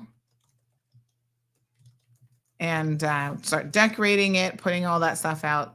Like I said, I don't feel like I'm going to go big on any of the decorations or anything like that this year. But we'll see. How are you guys feeling about Christmas? Anybody really in the Christmas spirit yet? Angeline, good morning. It says, you sound like a great mom. Well, I do my best, honey, child. I do my best, child. I only got the one. And so, I've said this, I was actually saying this to someone who had 3 children. She laughed when she heard it. I said, listen, I have one. It's like one and done. So I don't get the luxury of thinking, oh, I can screw this one up and I got another one that I can get it right by. This is it. So I better do my best, honey, Gia. Strong Wilt says you look fabulous. Red looks good on you. Thank you. So remember last week I was wearing that top that you guys were raving about? This is the red to the top. It's the exact same top. I'm going to stand up because I've been sitting down all this time. Zeus is on my mat. He's on my foot mat.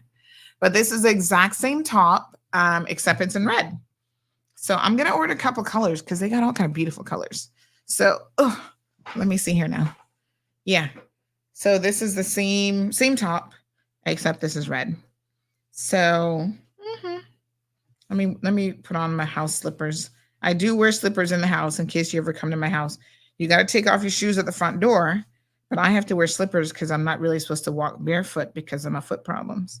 Hi, Zeus. I need my mat back. I'm going to scooch it over this way. Oh, he's such a doll.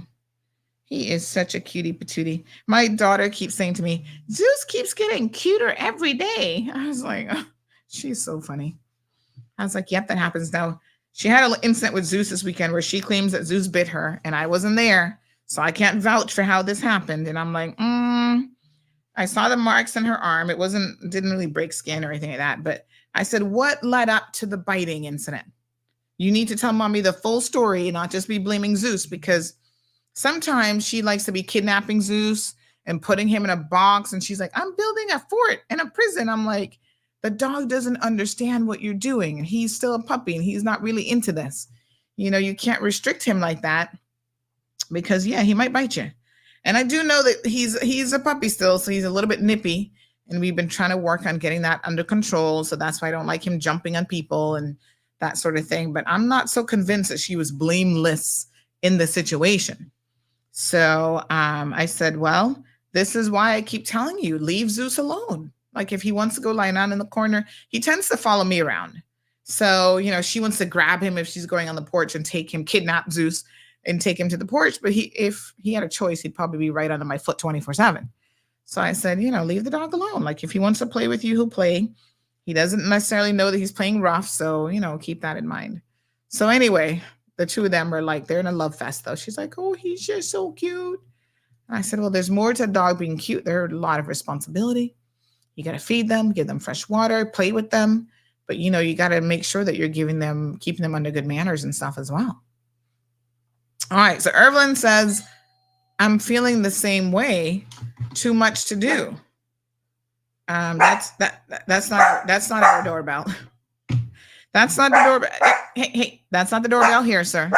He now knows what the doorbell sounds like. Lavana says, hello. All right, sir. It's okay. It's okay. Thank you. We know that we heard a doorbell. It's not ours, though. Come sit back down. Down. Lie down. Come on. That's enough. Shh. Hey.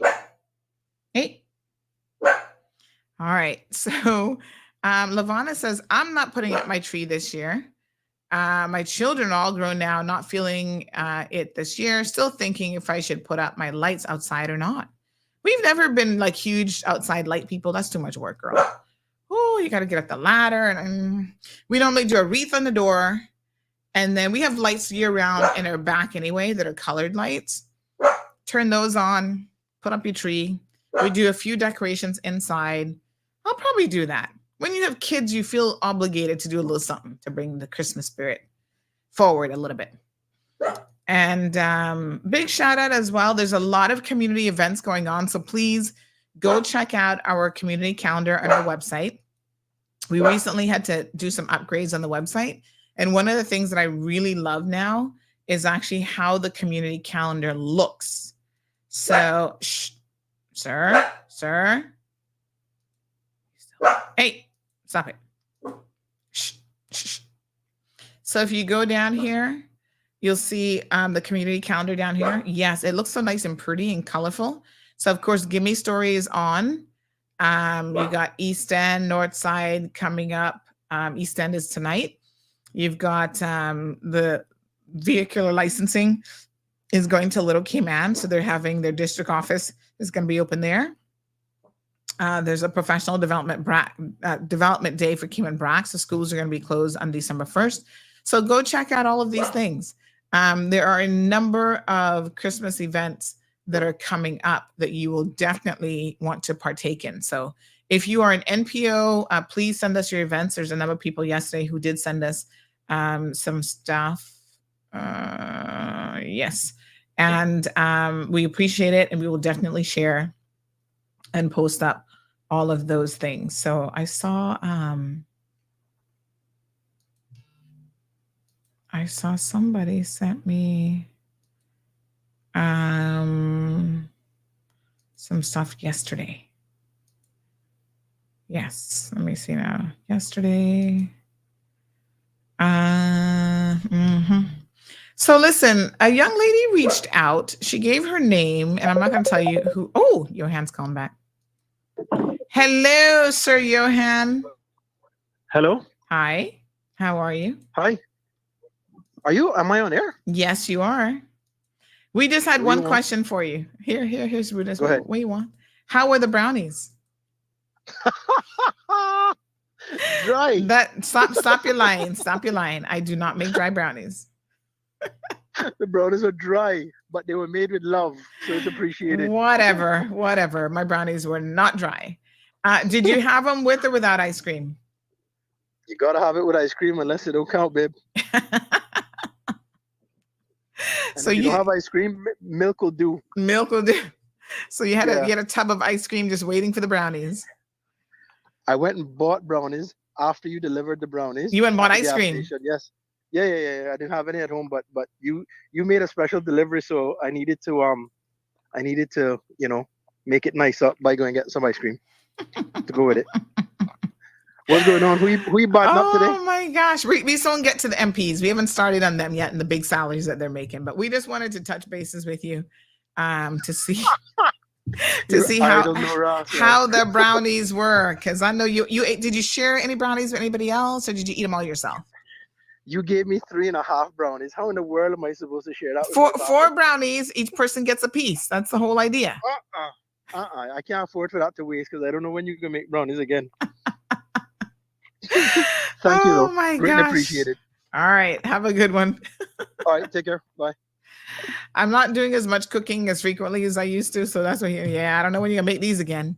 But it's Christmas. So Christmas time, like I said, I be sometimes getting a little feeling to make Should I see? I would never call your brownies dry ever, says this person. I know, girl. I know he's just joking. He be in love with those brownies. Juliet says, Sandy, I feel the same way. No cooking this year. The tree is up. Just gonna relax and enjoy, hopefully, a white snowy Christmas. Nice snow, love it. I have to tell you that cooking is a production. Like, oh my God, I used to look at my aunt who used to do it well into her. I feel like she was still baking and cooking in her 80s. I mean, honey child, you go be on your feet all the time. Like, that's a lot in the kitchen.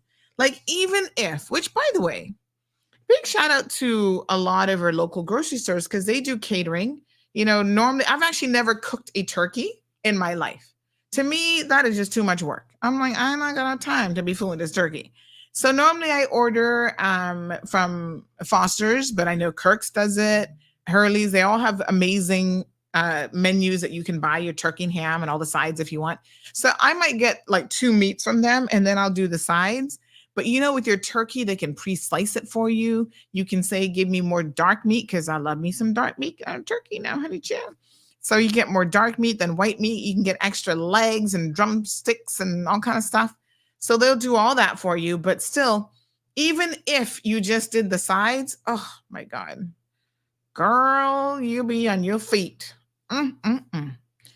The cooking of this and that, and nothing. Listen, it's not a proper Thanksgiving or Christmas dinner without the sides. Like for me, I gotta have rice, preferably 2, rice and beans and white rice. Although rice and beans kind of goes with everything. And then you got to have like your candied yams. You got to do a vegetable. You need to do a couple starters, like your plantain wraps. You got to do, oh my gosh, the whole dessert area is like one area by itself. And then you got all your sides. You got your meats. So you start out with the 2 meats, but then, you know, you got to throw in a little Cayman style beef and, you know, 1 or 2 other ones you throw in there too. Whew, it's a production. Pat says, I know we're all a bit down and feeling somewhat uncertain, but come on now. Remember the reason for the season. Let's celebrate, give thanks, and enjoy the blessings. Put on the lights, Cayman Islands. No. I'm not down. Those people are not going to put, you talking about these politicians? They're not making me get down, honey child, please.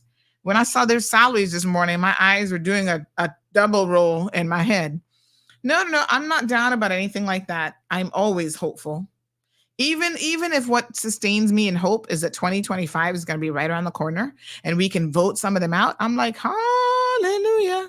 I'm looking forward to it. But no, I'm not down. Listen, we have so much to be thankful for. Down for what? Girl, please, I'm just tired. So it's not a question of being down, Pat. I am just tired. I'm like, oh God, over the holidays, I could sleep. Is what I could do. I could sleep in Christmas and I could just go and eat somebody else out for a change and just relax. That's what I'm thinking. Not that anybody's depressed and whatever down. No. I'm just like, Anyway, Strong Will says, Sandy, I don't feel Christmas this year. I'm broke and I'm waiting on that $1,500 from Auntie Juliana, so I can go shopping. Oh, Lord Jesus, don't use the money for shopping. Natasha says, I'll be your next tester and let you know if your hand is lying or not. Girl, I'm going to hook you up. Yeah, chat, please. Your hand know that they be nice and moist. Drinking milk from the CMR mug too. Speaking of which, we're going to put another order. Rough C says, if I'm going to eat brownies and risk my waistline, I would like a little extra happy spices put in the butter. Ay. Lordy. Okay. No, honey child. Okay, let me see here now.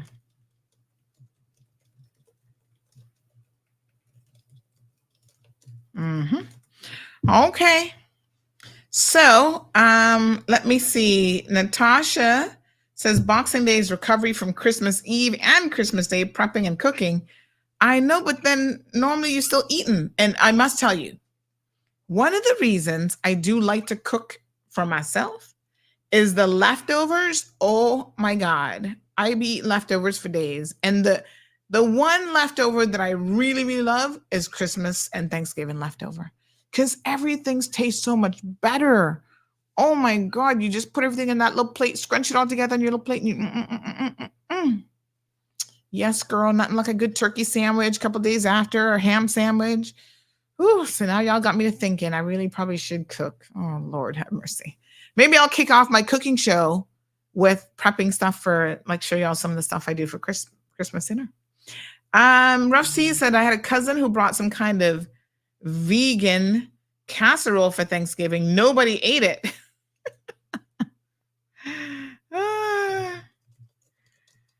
Oh my gosh.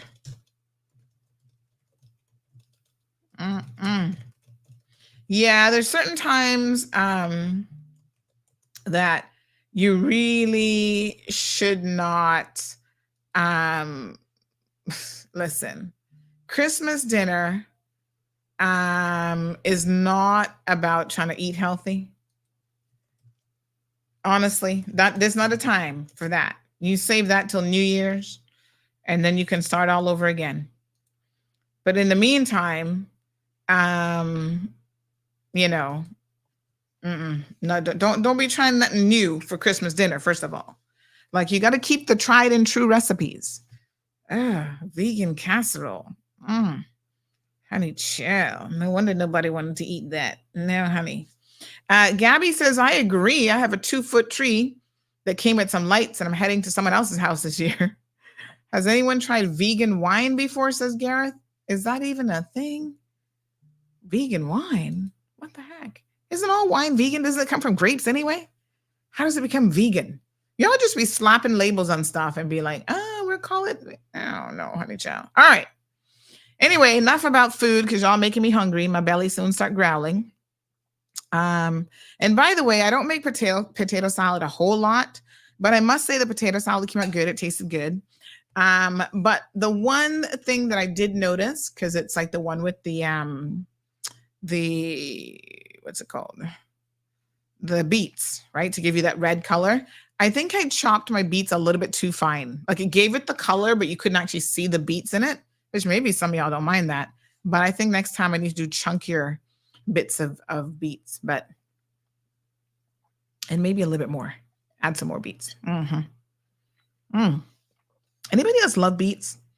I love like a beet salad with like goat cheese on it and nuts and lettuce and whatever. I love beets. All right, let's move on, honey child. Let's move on. So listen, couple of things in the news that are worth mentioning. First of all, MP salaries. Lord Jesus, what the heck? Cabinet ministers earning about $17,000 per month. Now, I want y'all to listen to me. I don't have a problem with them earning that. Where my problem lies is the fact that they make that, but they don't earn that. Follow the logic. Here's what I mean. So that's what they get paid. But how many MPs, how many ministers, because this is specific to ministers now, do you know that you actually think are worth that kind of money? No. I'm gonna go down through the list mentally. No. This one don't even have an education. That one never had a real job. I'm like, what? Oh my God. No, sir.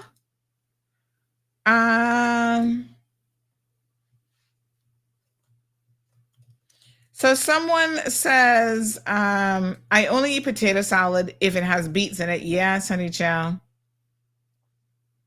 Oh, Miss Vernice is having her 81st birthday party. Now, here's the problem. The day that she's having it, I'm not going to be on island. Oh my God. I'm so upset about this. If I hadn't paid for my ticket already, I would legit change it.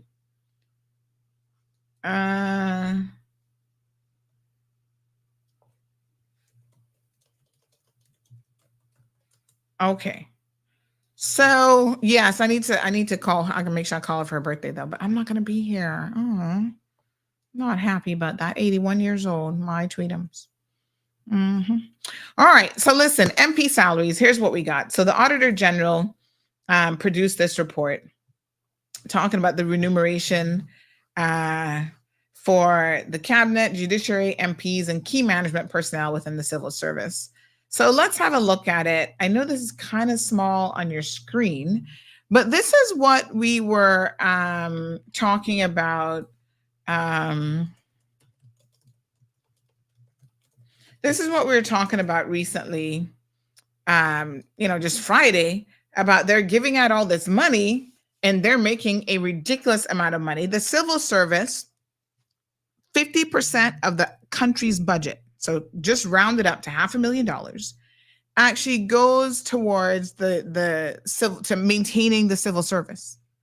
That's a lot of money. And it's a lot of money sometimes when you sit back and you wonder if you get value from money. So look at this, $360.4 million. This is the first item up at the top. Remuneration paid to 4,566 civil servants in 2022. So these are 2022 figures. The average salary was 61,000. Average remuneration is 79,000. So the reason why there's a difference is you might be making something in salary, but then the other line item would be other things that you get in addition to your salary, like other benefits, right? So 360.4 million is what we're paying over 4,000. Basically, it's 4,566 civil servants. It's interesting that the average salary is actually $61,000. Wouldn't you think about it? That's not too shabby. But I think there's a big spread where there's like a top heavy group who are making a good salary, and then they kind of skew the numbers a little bit. Because listen, I'm a little bit perturbed that there are people still working in the civil service making $1,500 a month. What are they supposed to do with that? You know what I'm saying? And I get it that these are minimum wage job categories, but still, y'all need to look at that very, very carefully. So 45 million was the remuneration paid to all key management personnel, KMP, we've got to figure out who they are, across government and the civil service. Average salary, $111,000, and the average full package, $154,000. Then you had 35.4 million paid to KMP within the civil service in 2022. And apparently there were 260 key management personnel within the service in 2022. Well, I don't really know who these people are, but let's keep going. For the top earners, $3.6 million, and that includes cabinet, the judiciary, members of parliament, and KMP within the civil service. 253,000, and then 362 with the remuneration. So basically cabinet members, and they had 11 of them, that's right, in 2022, other than the governor. It says that all cabinet members are also MPs or ex officio members of parliament. Therefore, their remuneration is also included in the MP's remuneration. But cabinet alone, $206,000. So you do the math. That's per annum, right? So let's go with the 206. And of course, they get the other benefits for the full package. You divide that by 12. Based on my calculations, that's about $17,000 per month. The judiciary makes more. There are 11 members of them as well. But you know what? They're actually qualified. Those people in the judiciary are like lawyers with tons of experience. If we were to look at, I want to ask you all this question. If we were to look at the civil servants and cabinet in particular, right? How many of them do you think are worth $17,000 plus benefits based on qualifications, experience, work ethic. Like, let's look at it all. What are they actually bringing to the table that makes them worth that kind of money? It's insane that there are people who can get up and brag about how they didn't even finish school. And they think that that's something to be bragging about. Oh, I didn't even finish school, but I went through the school of hard knocks. Excuse me. The school of who? Hard knocks? You've been pillaging and raping from this country for years, and you talk about the school of hard knocks? Please don't insult us. There are times when it's best you say nothing at all, honey child. You know what I'm saying? 17 grand a month. And you talking about I didn't even finish high school. Huh. And in all these years, you didn't think to get a little qualification under your name? That's the part that bothers me. Because it's not where you start from. We all know that sometimes, we start from humble beginnings. That's fine, honey. I'm nothing wrong with that. I'm all about that life. I've been there, done that. You start from where you start. But you never do anything with yourself. You never elevate yourself past that. And to me, that's a problem. I'm just like, why wouldn't you have done something to improve your lot in life? No, well, there's no need to. Because you're going to be paying us $17,000 a month and I barely show up to work. Minister Dwayne Seymour. Hello, I'm talking to you. Hold on, Hannah. Minister Dwayne Seymour on aisle 54, please. Minister Dwayne Seymour. Can you please show up to work? Because we don't expect to be paying you $7 grand a month and you don't even show up to the government building. As a minister. Yes, what a hot mess. Okay. You're not even showing up to work. And you talking foolishness. Like, really? Like, oh, my desk be clean. Of course your desk be clean, sir. Because you're not showing up to work. You're actually not doing anything. Oh, I just sign off. And what I got to sign off on? You can imagine. I mean, I can't imagine making that kind of money and barely working for it. What? Lord Jesus. This report is very, very interesting. It goes through in quite a bit of detail what these individuals are paying. It talks about, for example, the benefits that they're getting outside of that. So I told you that some of them, like the BRAC MPs, get an additional, I think it's an additional $5,000 allowance for travel and accommodations. I mean, you're making that kind of money. You think you'd be able to have travel and accommodations covered, but no, honey child. No. Pensions, $14.4 million.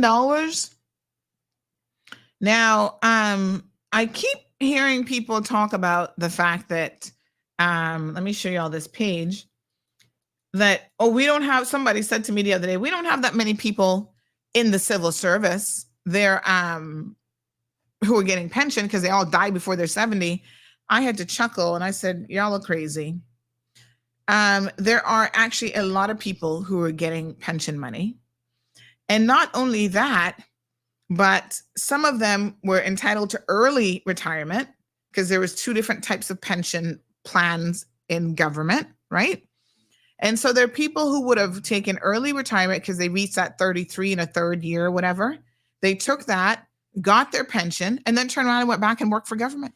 So they're getting a pension plus they're working for government. Wasn't there some drama about these MPs double dipping, like they were able to dip into their pension and still getting paid and stuff as well? So this is what they're doing. They're getting pension. They're pensionable based on the old plan, and they are certainly taking advantage of that. Wow. That's crazy. So it says here that as of December 2022, the civil service paid out $360.4 million in remuneration to their civil servants, or about $79,000 each on average. About 77% of that included or comprised of salaries, wages, and allowances.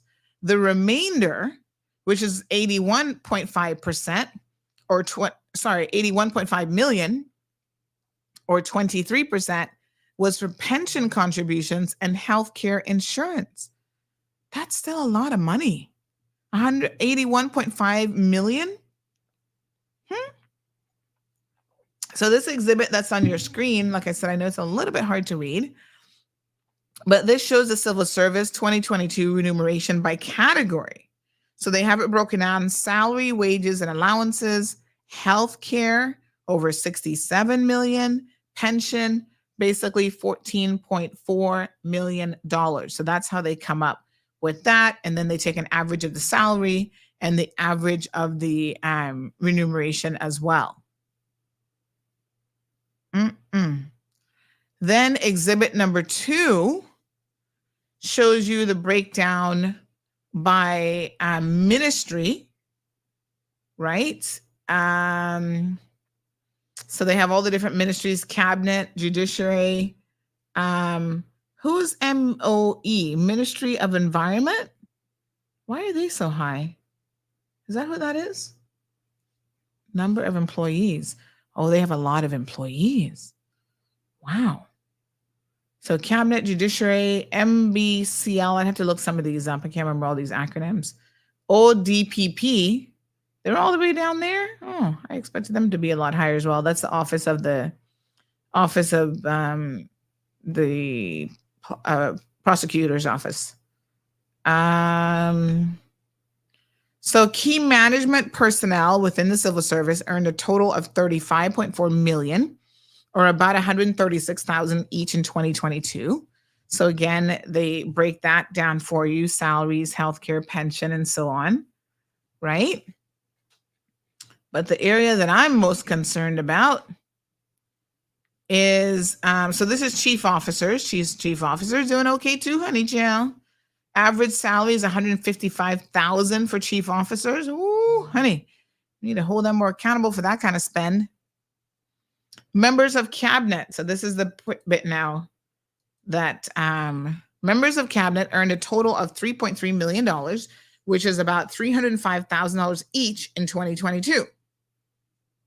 So this includes the governor, the premier, 7 other ministers, and 2 non-voting ex officio members, the deputy governor, and the attorney general. Apart from the governor and the 2 ex officio members, all other members of cabinet are also members of parliament. And then it says we discuss MP's remuneration later in the report. So we'll get to that here in a second. The cabinet's remuneration is an executive expense and reported only within the consolidated EPS financial statements. Within the civil service, the cabinet secretary and the clerk of cabinet directly support the cabinet. We have not included the cabinet secretaries and clerk of cabinet's remuneration in our analysis of the cabinet's remuneration because they're not official members of cabinet. Their remuneration is included within the remuneration of the KMP within the civil service, which we reported on earlier. So that was the report that we saw for those key management personnel. So overall, the government paid cabinet $3.3 million in 2022, and that's 11 persons. The average remuneration, therefore, in 2022 was $305,000, which comprises a salary of about $206,000, and then the rest would be their benefits. Yeah. So allowances of over $600,000, health care of over $243,000, pension $218,000, and that's where they get the total 3.349 for the total remuneration, average salary being $206, and then you put it all together to get $304. So the main component, 68%, is salary, but allowances also served a significant percent of that, 19%. And all of the allowances paid to cabinet in 2022 relate to allowances for MPs. And that is detailed at paragraph 28. Pretty interesting. Then they talk about the judiciary. It's interesting that, again, the judiciary is almost on par with a little bit more. So they're averaging 3.3 million as well, about 302 200,000 each, 200,000 each in 2022, and salaries comprising about 239. So slightly edging out the MPs or the judiciary. But again, these are qualified individuals. So members of parliament earned a total of $6 million, so about 285,000 each in 2022. This is 21 people comprising 19 elected MPs and the deputy governor, but again, they're included in the other section. Good morning, caller. Good morning, Sandy. Hi. Hi. How are you? I'm okay, thank you. I would like to Yes. look into a matter for me. Okay. I heard on the radio that how much was spent on fireworks for an event. Which fireworks? Which And event? The fireworks that was in town recently, For Pirates Week, okay. and the amount that was spent. And we would like to know who approved that spending. And I think the matter should be looked into because something funny went on there. Fireworks not supposed to cost that amount of money in a country that plenty people could do with help with their CUC bill and their medical bills and just a plate of food.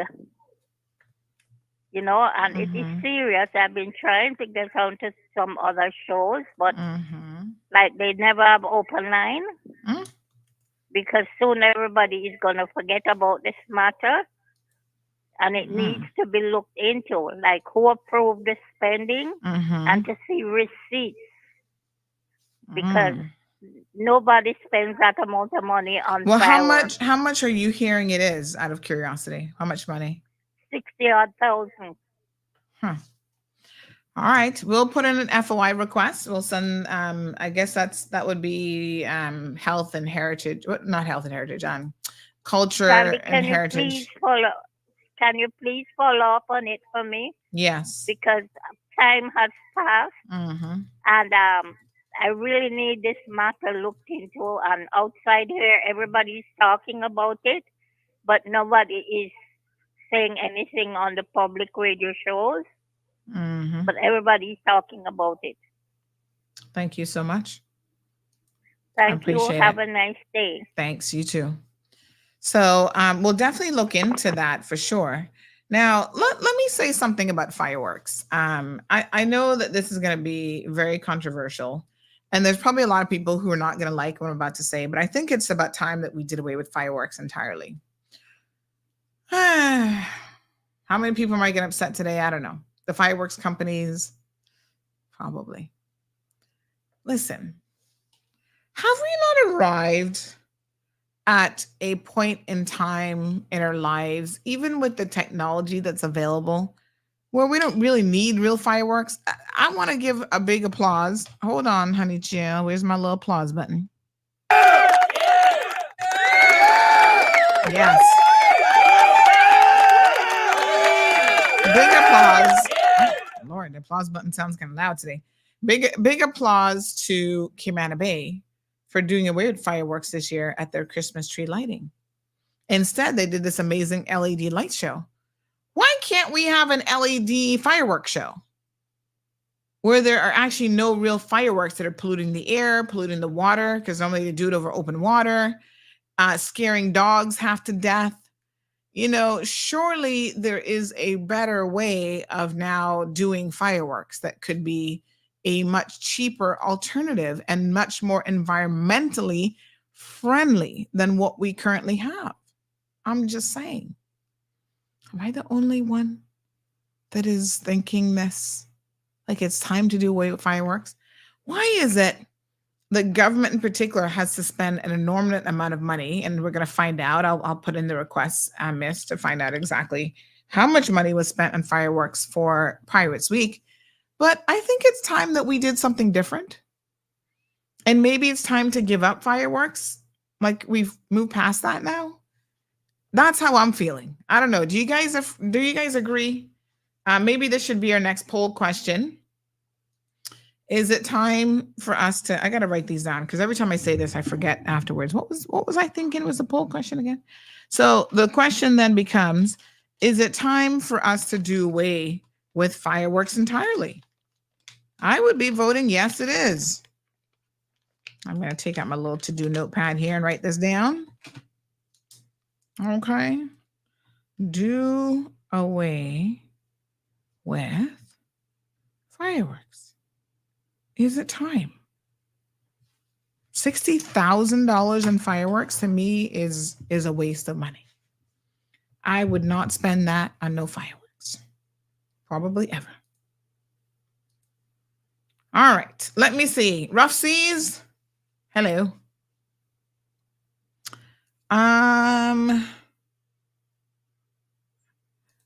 Gabby says there should not be anyone in the civil service making minimum wage. Well, it's not just like the direct civil service. And I wonder, is this the core civil service, this number 4,000 people? Or does this also include all the what do they call SGCs or whatever? So the government agencies, you've got authorities and agencies. So you've got like monetary authority, the health services authority. So there's like CIAA, there's all these other authorities. Does that number of employed include them? Because it seems to me, somebody was saying this to me the other day, and I thought it was very interesting. When it's convenient, even Cayman Airways, they're like, when it's convenient for us to be included in government, we're included. And when it's not convenient, we're not. So for example, during the pension situation, they did not include them. They said, oh, no, you're part of the civil service, so you can't get your pension. And now that the civil service is getting $1,500, all of a sudden, oh, no, you're not a civil servant. They're like, can they make up their minds what they're treating us as? And I thought, I guess they don't know what they're doing in terms of that, but it is very, very interesting. So yeah, I mean, I would love to know as well. Anywho, Alejandro says it's not cheap to tell lies. Garrett says this is one of the reasons why to some would spend that extra $1,500 for Christmas. Yeah, listen, I'm not saying that there's some people who definitely don't need it, but I think that you have to understand the price that it's going to come with. You're going to get it now and you're going to pay for it later. But, once again, if you listen to what I said on Friday, we are a society that isn't going to worry about the later until the later comes. And then when the later comes and it's burdening us all, then we're like, oh my gosh, they're going to soon start taxing us? Yeah, because they've been putting you in debt for years trying to buy your vote. And you sat back and said nothing and do nothing and demanded nothing. And so here we are. That's the later. Soon come. Anne says, do they get a pension for life after they've been an MP? Yes. Now, if my memory serves me correctly, they're pensionable after 2 consecutive terms in office. So if you don't want to make them pensionable, you get rid of them beforehand. Don't vote them in twice, because then they do become pensionable. So someone said that fireworks were cheaper than drones. What the heck are drones going to do? For what? I'm a little bit confused. All right, so we will look into the fireworks situation. And I will let you guys know.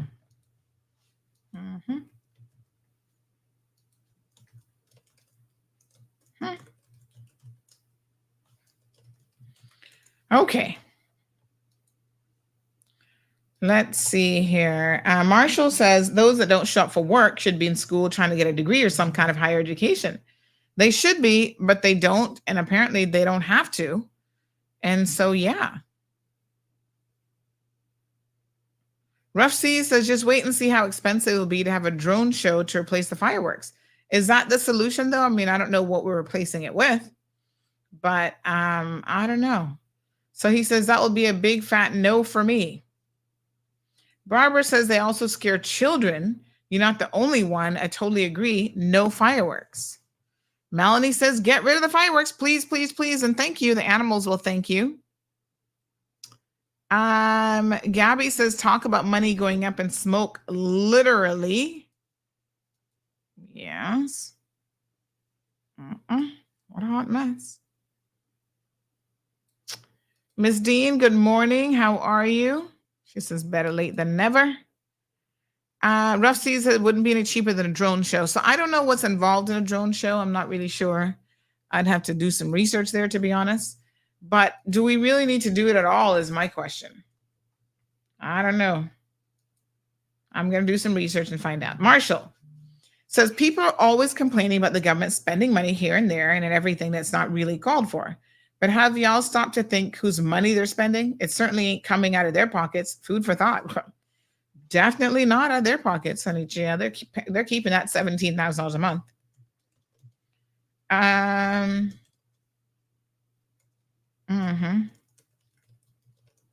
Yes, sir.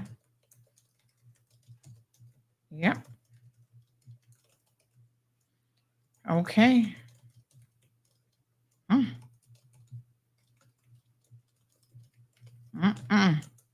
All right, let's see now. Let's get back to our report. Someone says fireworks have been around for thousands of years. Add to the festivities.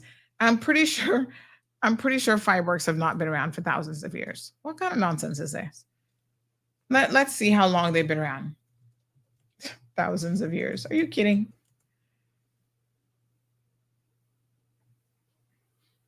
I guess they're going to go back to this one that says that sometime during the period of 600 to 900 AD, legend has it that a Chinese alchemist mixed potassium nitrate, sulfur, and charcoal to produce a black, flaky powder, the first gunpowder. And it was poured into hollowed out bamboo sticks and later stiff paper pipes, forming the first man-made fireworks. We're going to go back to the real history, like when it started, like recent history, which would be 1891. And it was founded by James Greenhall in Huddersfield. Chill. Good morning, caller. Welcome to the program.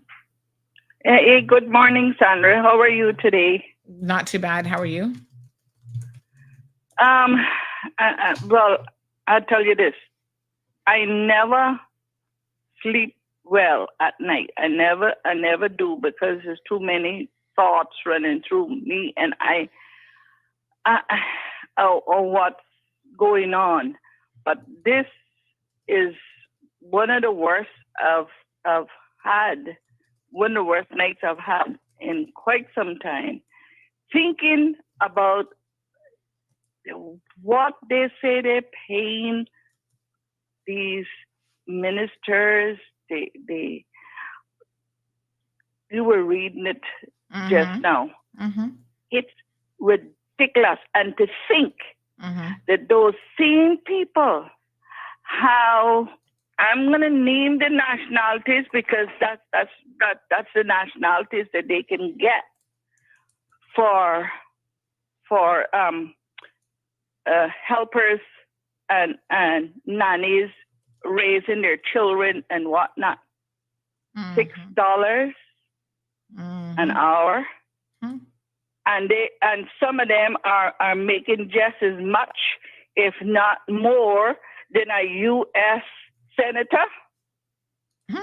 How much does the president of the United States get paid? It's not a whole lot. So I don't know what's the big race of getting to be a president of such a big country. Let me check But and see. it's ridiculous for this little island. It's ridiculous. And then if that person, the Jamaicans and the Filipinos and all the rest of them that they have as helpers in their home, say, well, I can't work for that mom or sir, who whatever they want to use. I'm going to send you, you know what, back home. You know, I can do that. You know, and then some of them talk to them rude, and give the rest of us bad names. You know, it's less up to us. But what we do, I can say this, and I don't want to call his name, but I can call it because he uses the word shoo. McKeever Bush uses that word shoo amongst ourselves, and we do nothing about it. What's wrong? What's wrong? He's benefited. He's benefited from that attitude over the years, hasn't he? Yeah, you know, more than we would ever think. Lots of it, and it's ridiculous. How can they sleep at night? How can they? I'm betting that they sleep probably pretty good. Yeah, and then on top of that, because they're doing nothing all day, and then they have somebody at home doing, and I can't forget the gardeners, and it's ridiculous, but it's left up to us to say no, this cannot go on. Yet I have a friend that was a nurse for 42 years. And before she retired, she was just hitting $2,700 a month. Okay? But left up to us. And up till this day, by working for civil servants, no, I can't say this, you know, I can't say, you're retired. Say what you have to say.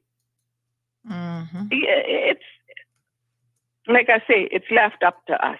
It is left up to us to take all of this crap that's going on.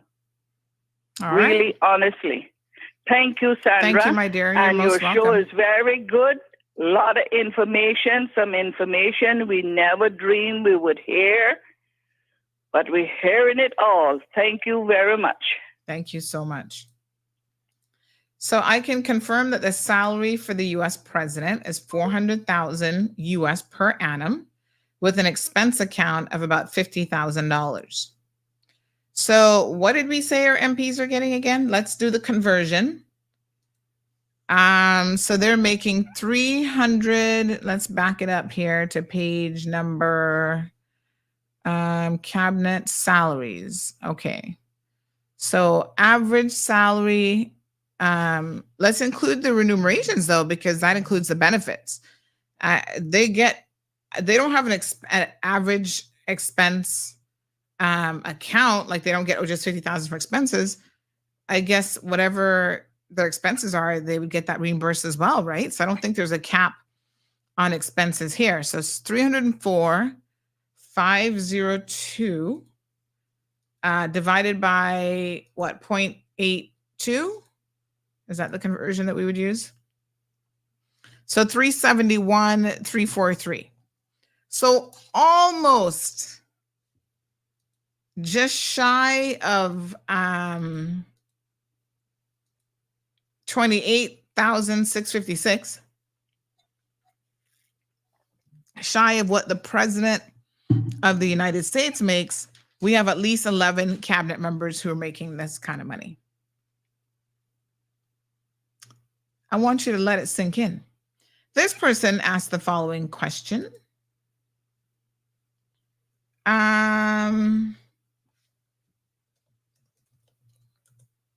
They say, see, so even uneducated Dwayne, who went on the radio talking about the moon and stars, and Eve is getting more money than than my educated behind. Seriously? So, when he was talking about the other day about, the sacrifices that we have to make for our families and this and that, child, please. I don't want to hear any cabinet member complain about no sacrifices when you're getting paid over $17,000 a month. That's when I'm going to say to you, with as straight a face as possible, suck it up, buttercup. I don't care what sacrifices you have to make. You're choosing to be there. Some of them act like we beg them to be there, like it's a prison sentence, like we're forcing them to be there. We're not forcing you to be there. You don't have to be there. Get out. If the sacrifice is too much, it's going to ruin your marriages. No, John, I'm pretty sure that's not what ruined your relationships. Trying to kung fu beat up, your ex's boyfriend at the time back at the hotel, and you got off for that because there are people ridiculous and they allow this kind of behavior. And you still got your butt kicked by the boyfriend. Need we remind you? That's the sort of thing that might cause relationship problems. I'm just saying. Those of you having these threesomes and open relationships, that might be what's really causing the problem. Cheating on your wives. Taking the current wife to the same vacation spot as you did the first wife. That might be what's causing the problem. It ain't got nothing to do with politics. Right? Most of these wives, they don't even want to work. And with your husband making that kind of money plus whatever else is trickling in, I guess y'all might be thinking, who would blame him? This person says Tyrone Yap is who beat up John. Listen to me. Don't have me pull that story out of the archives about how John was stalking this woman, how he commandeered his friends to go stalking her at the hotel, and they even lied about, trying to figure out where she was and what room she was. They lied to the hotel about how he had a medical emergency and he had to get a hold of her to tell her about this medical emergency. Ooh, honey child, y'all have got some short memories about people like John and McKeeva Bush and the many others so-called leaders of this country and the dysfunctionality that they have brought to this country. Don't get me started, Nina. He got away with assault charges because our people not got no sense. This was back in 2010, in case y'all have forgotten. He was arrested on May the 4th of 2010. Had assault charges added. And yes, that man beat his behind because he just happened to be a black belt. Him and his friends decided to jump the wrong person. They had no idea that he would have kung fu your butt, kung fu chop your behind.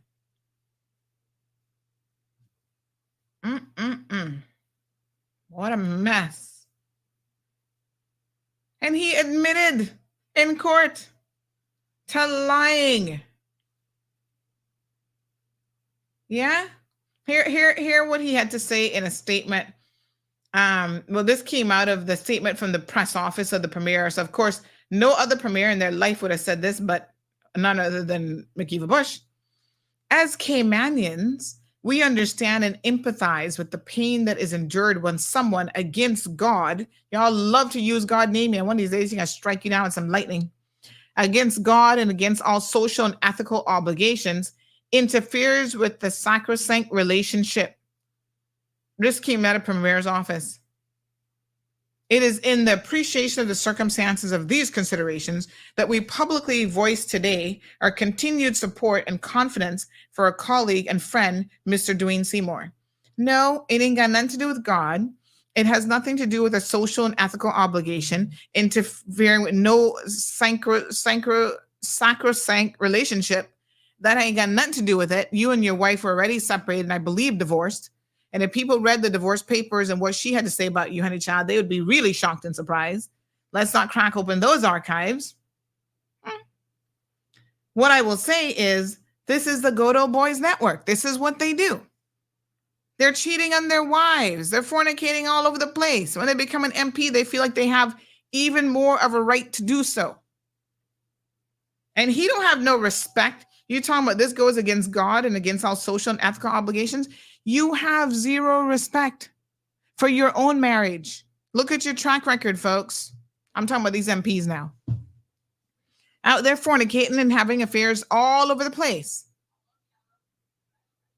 But now you want to talk foolishness about, oh, well, you know, my marriage means so much to me. I'm going to go beat up this, what's his name? Garoon Yap, a Florida-based personal trainer. Well, he showed you. Had 3 of his friends trying to jump this man.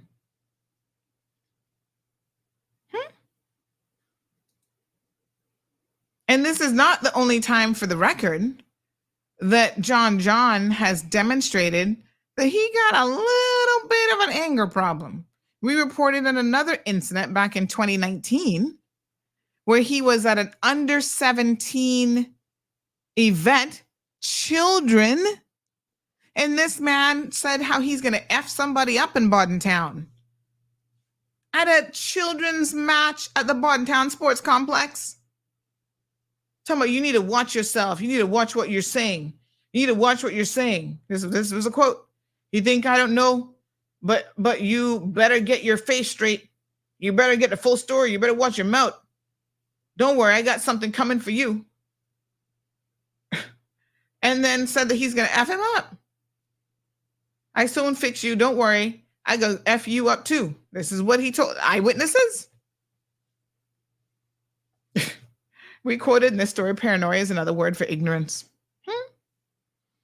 Boy, this is a Garrison style politics that we be talking about. I'm going to share the link because I reckon y'all have forgotten all about this since 2019. But this thuggish attitude, these are the people that we're paying over $17,000 a month to. Are you kidding me? Yeah.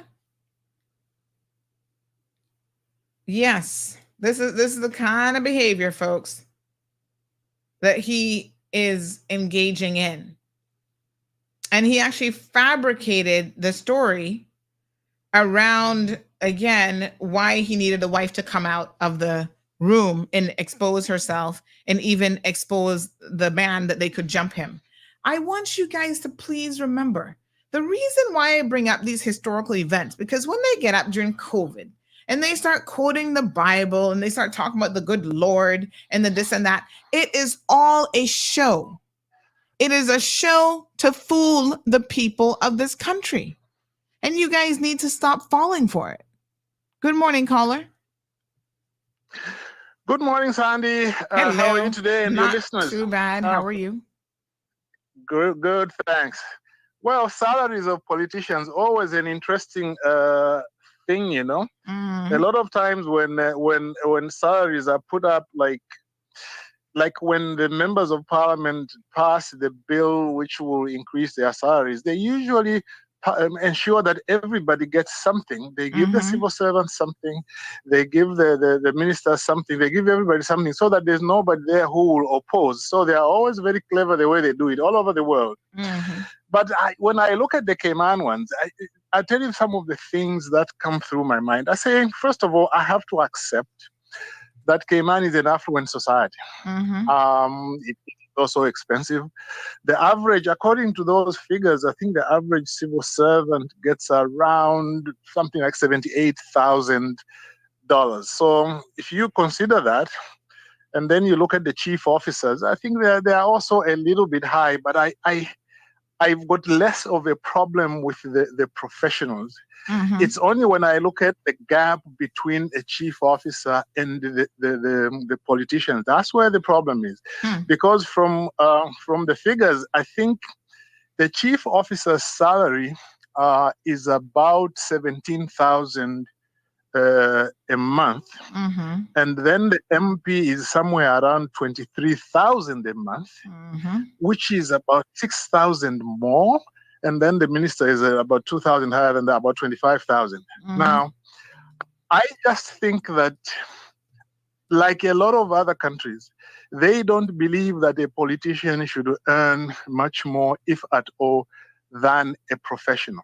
And the philosophy is that as a politician, you come in for service. It's not a career. The career people have to go there. They have got qualifications they have to meet. They have to pay into a pension for a long time, and those are their careers. That's what their job is. Politics is not supposed to be a job. It is supposed to be a service thing. That's why you go there for 4 years and then you leave.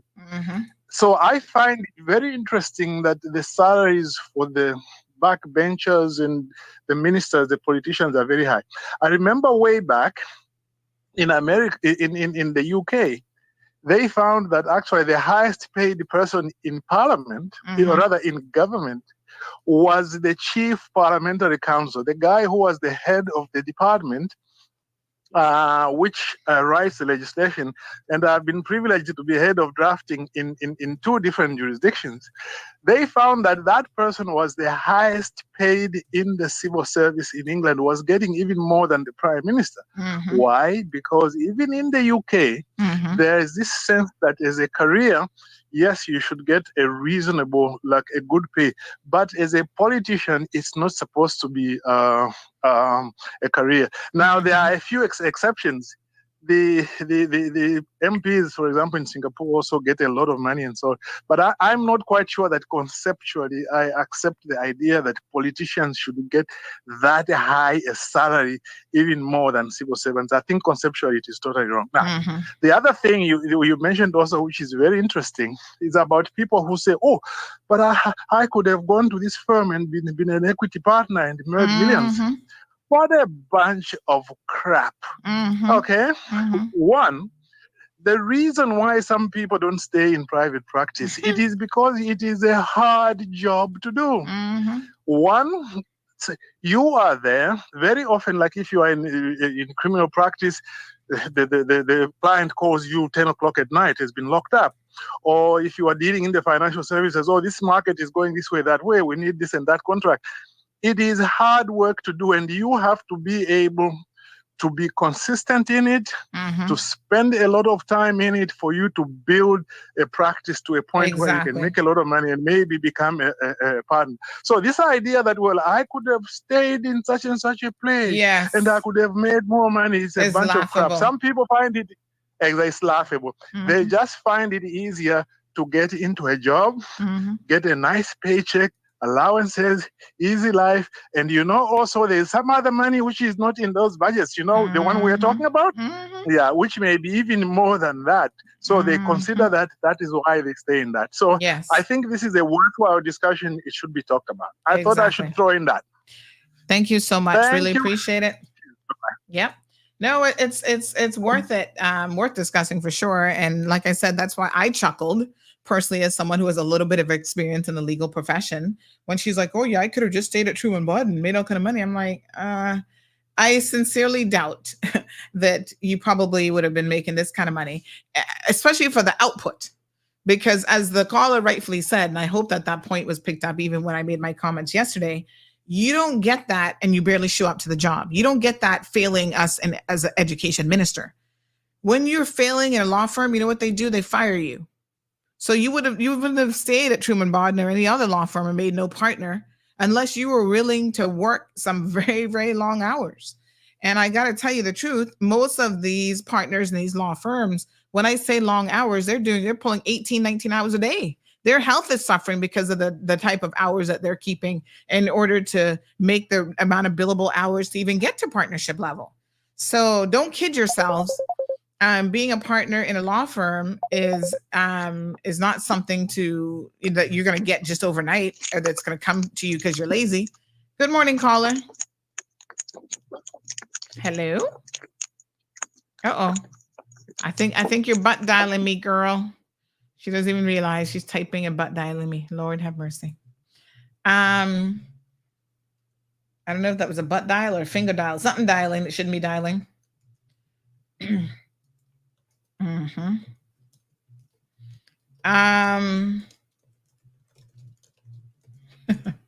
I just told her, girl, you're butt dialing me. We're live on radio. All right. So, yes, I mean, the other thing that was interesting is when Dwayne Seymour, John made the comment the other day, And I hope y'all picked up on it because I mentioned it to you, but you need to pay very careful attention. Remember when he said, oh yeah, and when you get voted out, all of a sudden you have a job, you're not making any money. That's why I voted. I voted in favor of MPs getting this 3-month severance. I said, I wonder if our people are really paying attention to what these MPs are saying. Remember when this government first took over and there was about 5 minutes worth of hoopla and backflips about, oh, they just get in, they gave themselves a pay raise. And I kept saying to you people, they did not give themselves a pay raise. The previous government did it, but they didn't budget it. So this government had to then find the money in the budget, and they were expecting to get voted back in, and they would just continue to slide and do what they wanted. Remember I told y'all that? You weren't listening to me then. No, they could have not accepted it. I said, really? Go and check the record. So I'm glad that John can finally admit that he was one. And folks, the beauty of this platform, I must tell you, is that so much stuff is archived automatically on the website. So if you go back and do a Google search right now, let me show y'all something. Go on the website. You don't got to take my word for it. Search MP salaries, and you'll see that we were having the same discussion back in 2021. The cold hard truth. MP salaries, severance, and shenanigans explained. See it right there? See the article right there? Years ago, we were talking about the same thing. How much money they're making. Go and you can listen to what I had to show at the time, what I had to say at the time. Trying to dissect their salary and allowances. Right? The ridiculous amount of money that they're making. And so when we see this from July now, 2021, Finance Committee approves budget for pay increase passed by the progressives. It was the progressives who did that, folks. And we'd written an older, I don't think it was an article, but I had discussed it, how now they're giving themselves this severance pay on top of a pay raise. So when we finally fire them, we have to continue paying them for 3 months. And the saddest part is the people who are most in need of that salary are not the ones who are getting it, which are the ones who they're political appointees. So they go in there, they're working, their MP doesn't get back in, they're fired immediately on election day. They get fired too by the people. And there's no severance in place for them. And they need it more than the MPs need it. Isn't that ironic? So the MPs are looking out for themselves first and foremost. Wake up, folks. Wake up.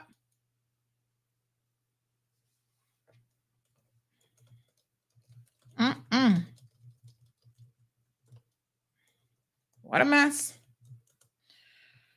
Let me send this to yes. Good morning, caller. Welcome to the program. Yeah, good morning. How are you today? Not too bad. How are you? Yeah, right here. Just listening to your discussion. Mm-hmm. And then after 1 month, after one term served, they get their pension for life, right? How that go? I think it's 2 consecutive terms. Yeah. Okay. They're pensionable. Okay. Yeah, they came on. We came on, and people, we don't want nothing better. This is the kind of thing that we does this. We don't want no change, because if we had one change, that would have been changed in the Constitution. Well, the salary is the problem. Yeah. That's the main problem. A lot of people don't think that that's the problem, but that's the main problem in this country. Mm-hmm. Their salary is too high. If the salary were reduced, that they could go like what Mr. Sabama just spoke to. They're doing a service to a country, but they're going in there for the money. Mm-hmm. None of them are going in there say, well, boy, I really got it at heart to do something to Mm-hmm. to reduce my salary or whatever. I remember a couple of years ago, when Mr. Roy Borden get up some of his salary every month. He get up some of his salary every month. And what I want from the outside, I'd want to do that. He was running that he never got in now again. He said he was gonna work for less money. So he was gonna work for less money. Which one was that? That been a while back. Mr. He was a Mr. Miller too. But not the Ezra Miller is the other Miller. He died now since then. Cancer poor thing. Yes, Bo Miller. Yeah, Mr. Bo Miller. He said he was willing to work for less money because he had the contract hard. So I want to see how much of them up, and then I'm willing to work for less money. This is K-Man. This is what we get, and the player's not gonna get no better either. Now with us not doing nothing. You see, just sitting back and talking on the radio and things. Really appreciate you bringing these things to light, so to educate the people. But then it left to us now to take the next step and actually demand better.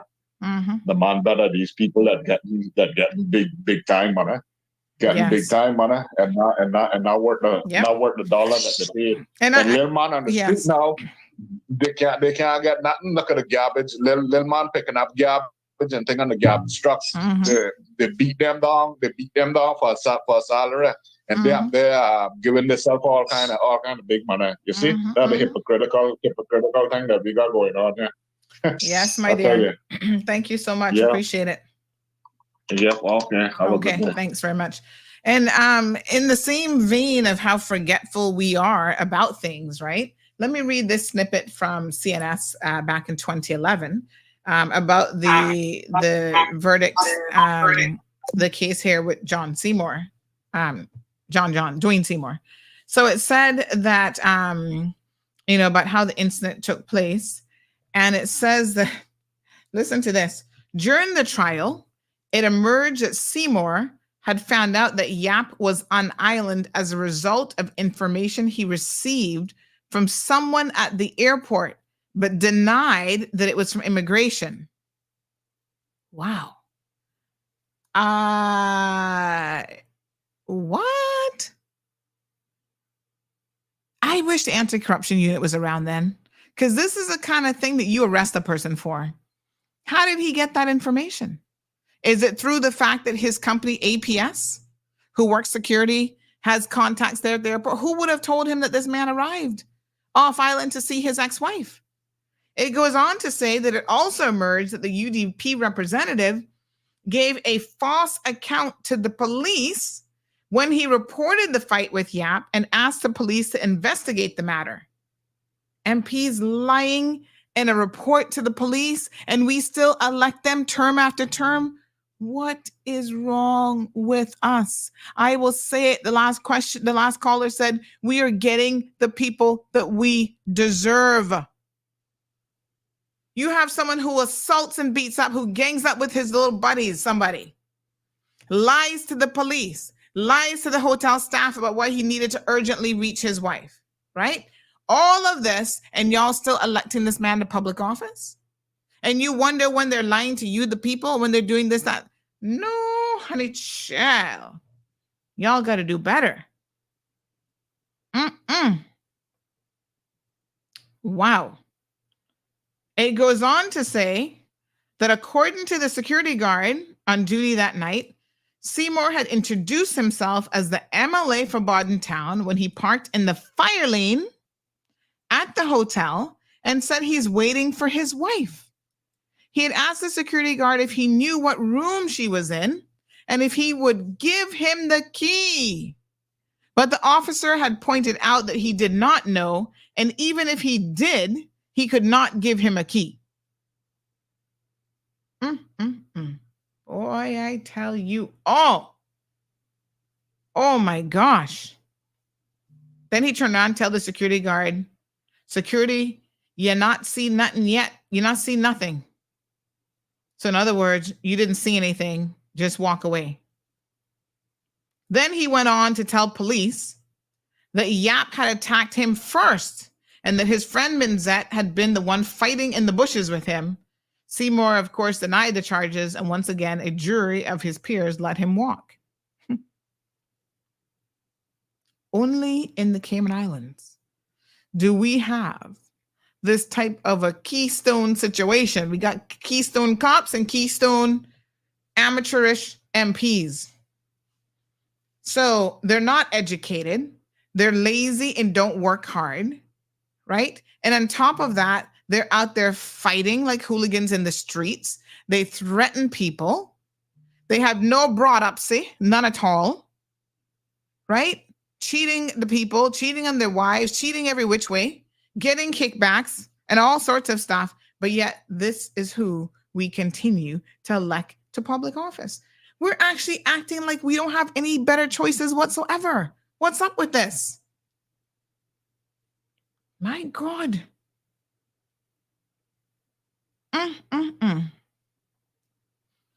He implied to security guard not to tell the authorities that he had been involved in a fight with this man at this was at Grand Cayman Beach Suites. Interfering with an investigation is supposed to be a very serious offense. What a hot mess. It's just unbelievable. Wow. I am just like, I'm flabbergasted. But the people get what they deserve. This is the best that we can do. This is a man who can now pick up a Bible and quote Bible verses, and somehow that manages to fool you, the people. I mean, it just really boggles my mind. Bunch of criminals and vagabonds and oh my God. Jeez and peace. So it's no wonder when he then gets up and talks about how he wants the East-West Arterial EIA canceled. Of course he feels like he can just do that. That's not permissible in the law, but he doesn't care. These elected officials get paid over $17,000 a month, and they don't have to follow the law in their personal lives or anything else. So let's destroy the environment, forget about the EIA, throw that to the side, and let's just put through a road with no consideration whatsoever for the environment. Of course he believes he can do that. Now, somebody was messaging me yesterday. I'm trying to find this message about work permits because they said to me yesterday, oh, yes. They said, so this is the same expletive, put the A in the front and the hole at the bottom at the end of it, who was talking about placing a moratorium on work permits until every Caymanian had a job. They say you need to go listen to Radio Cayman this morning. This was yesterday morning. I don't know what y'all keep forcing me to listen to Radio Cayman for. John was talking about capping the 5-year term limit. They said crapping, but I think they meant capping. The 5-year term limit the government wanted to put in place, but it's not needed anymore. And this is the same fill in the blank, who was talking about putting a moratorium on work permits until every Caymanian had a job. These fools love to talk through their, you know what, the other hole. I was like, none of this surprises me. You know why none of this surprises me? Because this is what they do every time. Yeah? This is what they do every single time. He will jump up during the election and say something nonsensical. Oh, we got to cancel all work permits. That's the solution. We're going to keep these foreigners out of Cayman. And y'all so dumb and fool that you're going to turn around and vote his behind right back in. Oh, yeah, well, John, he said he going to stop work permits, you know? He said that what he going to do. I believe him, Sandy. You don't believe him? Oh, what do you? You don't believe him? What? No, I don't believe him. Because number one, that's impossible. And number two, his track record has demonstrated that he will say anything to get elected.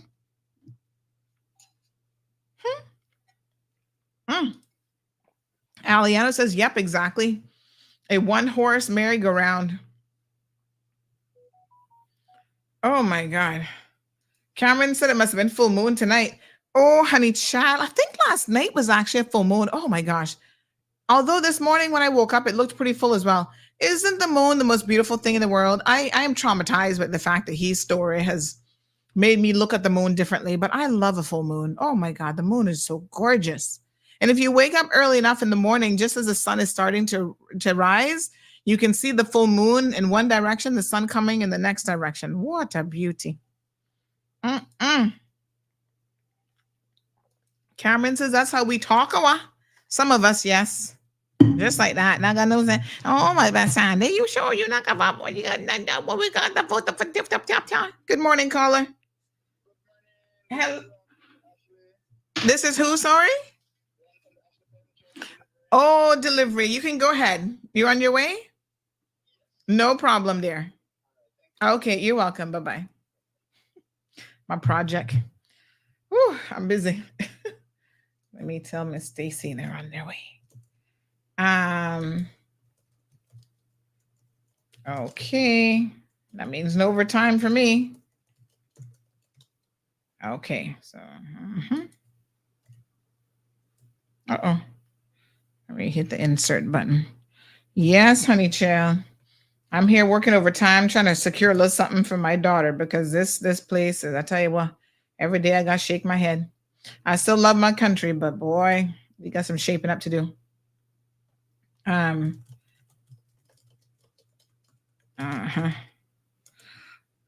Oh, Lord, give me strength.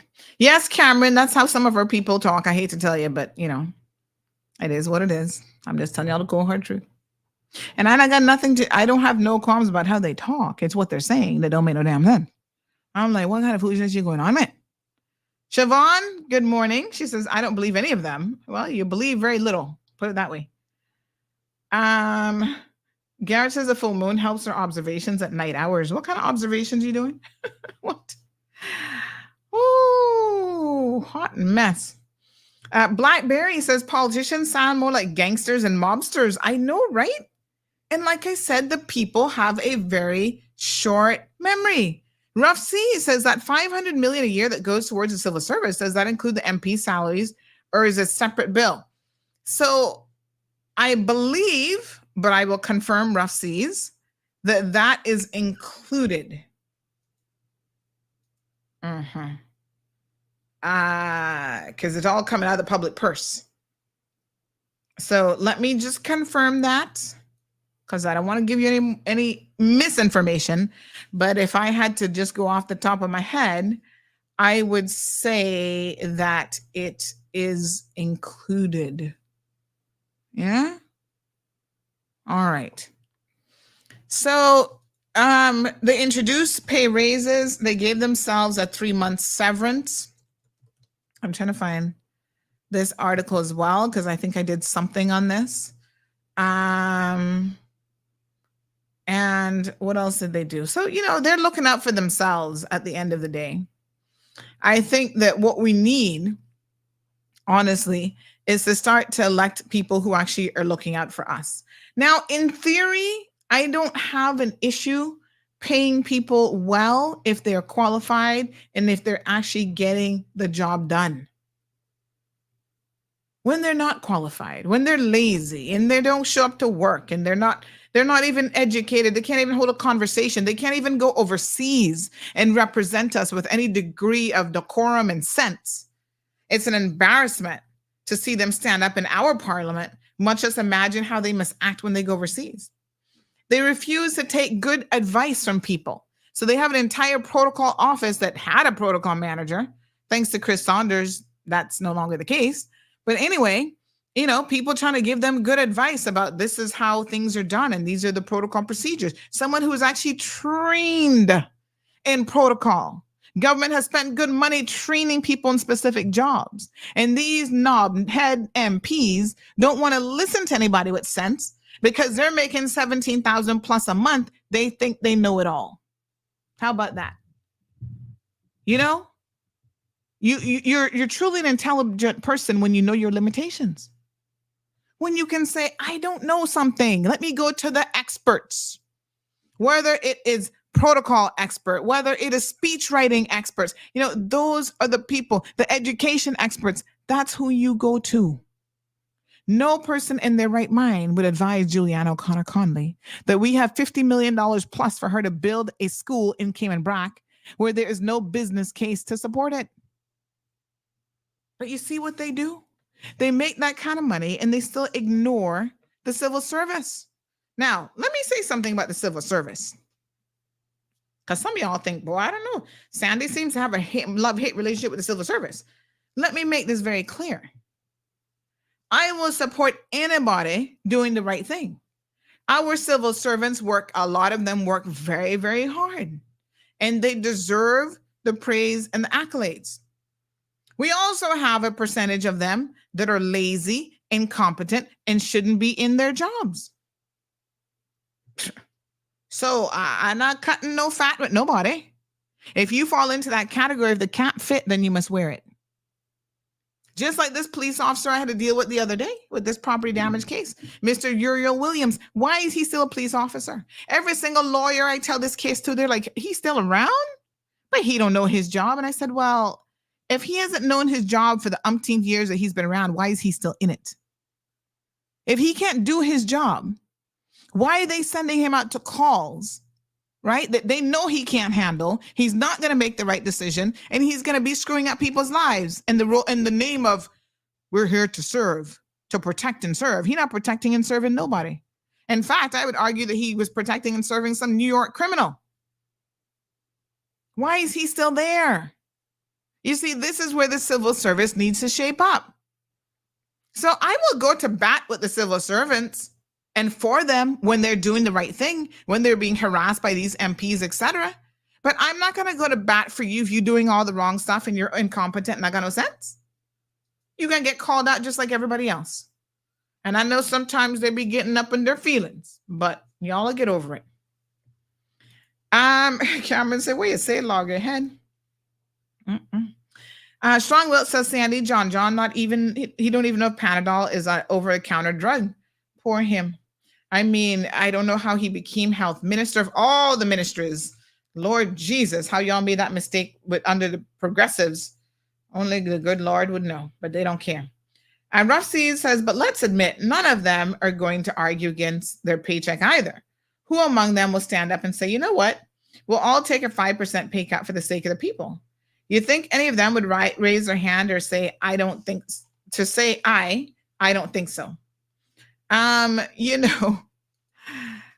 Probably the only one that was there is no longer in cabinet would probably have been the premier because he doesn't need it. In fact, the money that they would have given him for his MP office, he wasn't taking that. And to the best of my knowledge, he's the only one who is paying his support staff out of his own pocket and not out of that money. Which I kind of think he should because they get like a government contract. There are other things that come with it that he should probably give them the benefit of. He's been supporting that office out of his own pocket for years, and he didn't stop doing it when he got elected this time and when he became MP.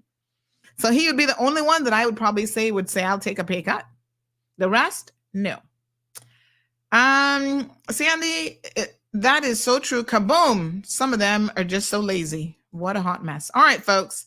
One person that can't, Lincoln says 5% pay cut. You crazy? Well, he's talking about for the cabinet members, Lincoln, not the civil servants.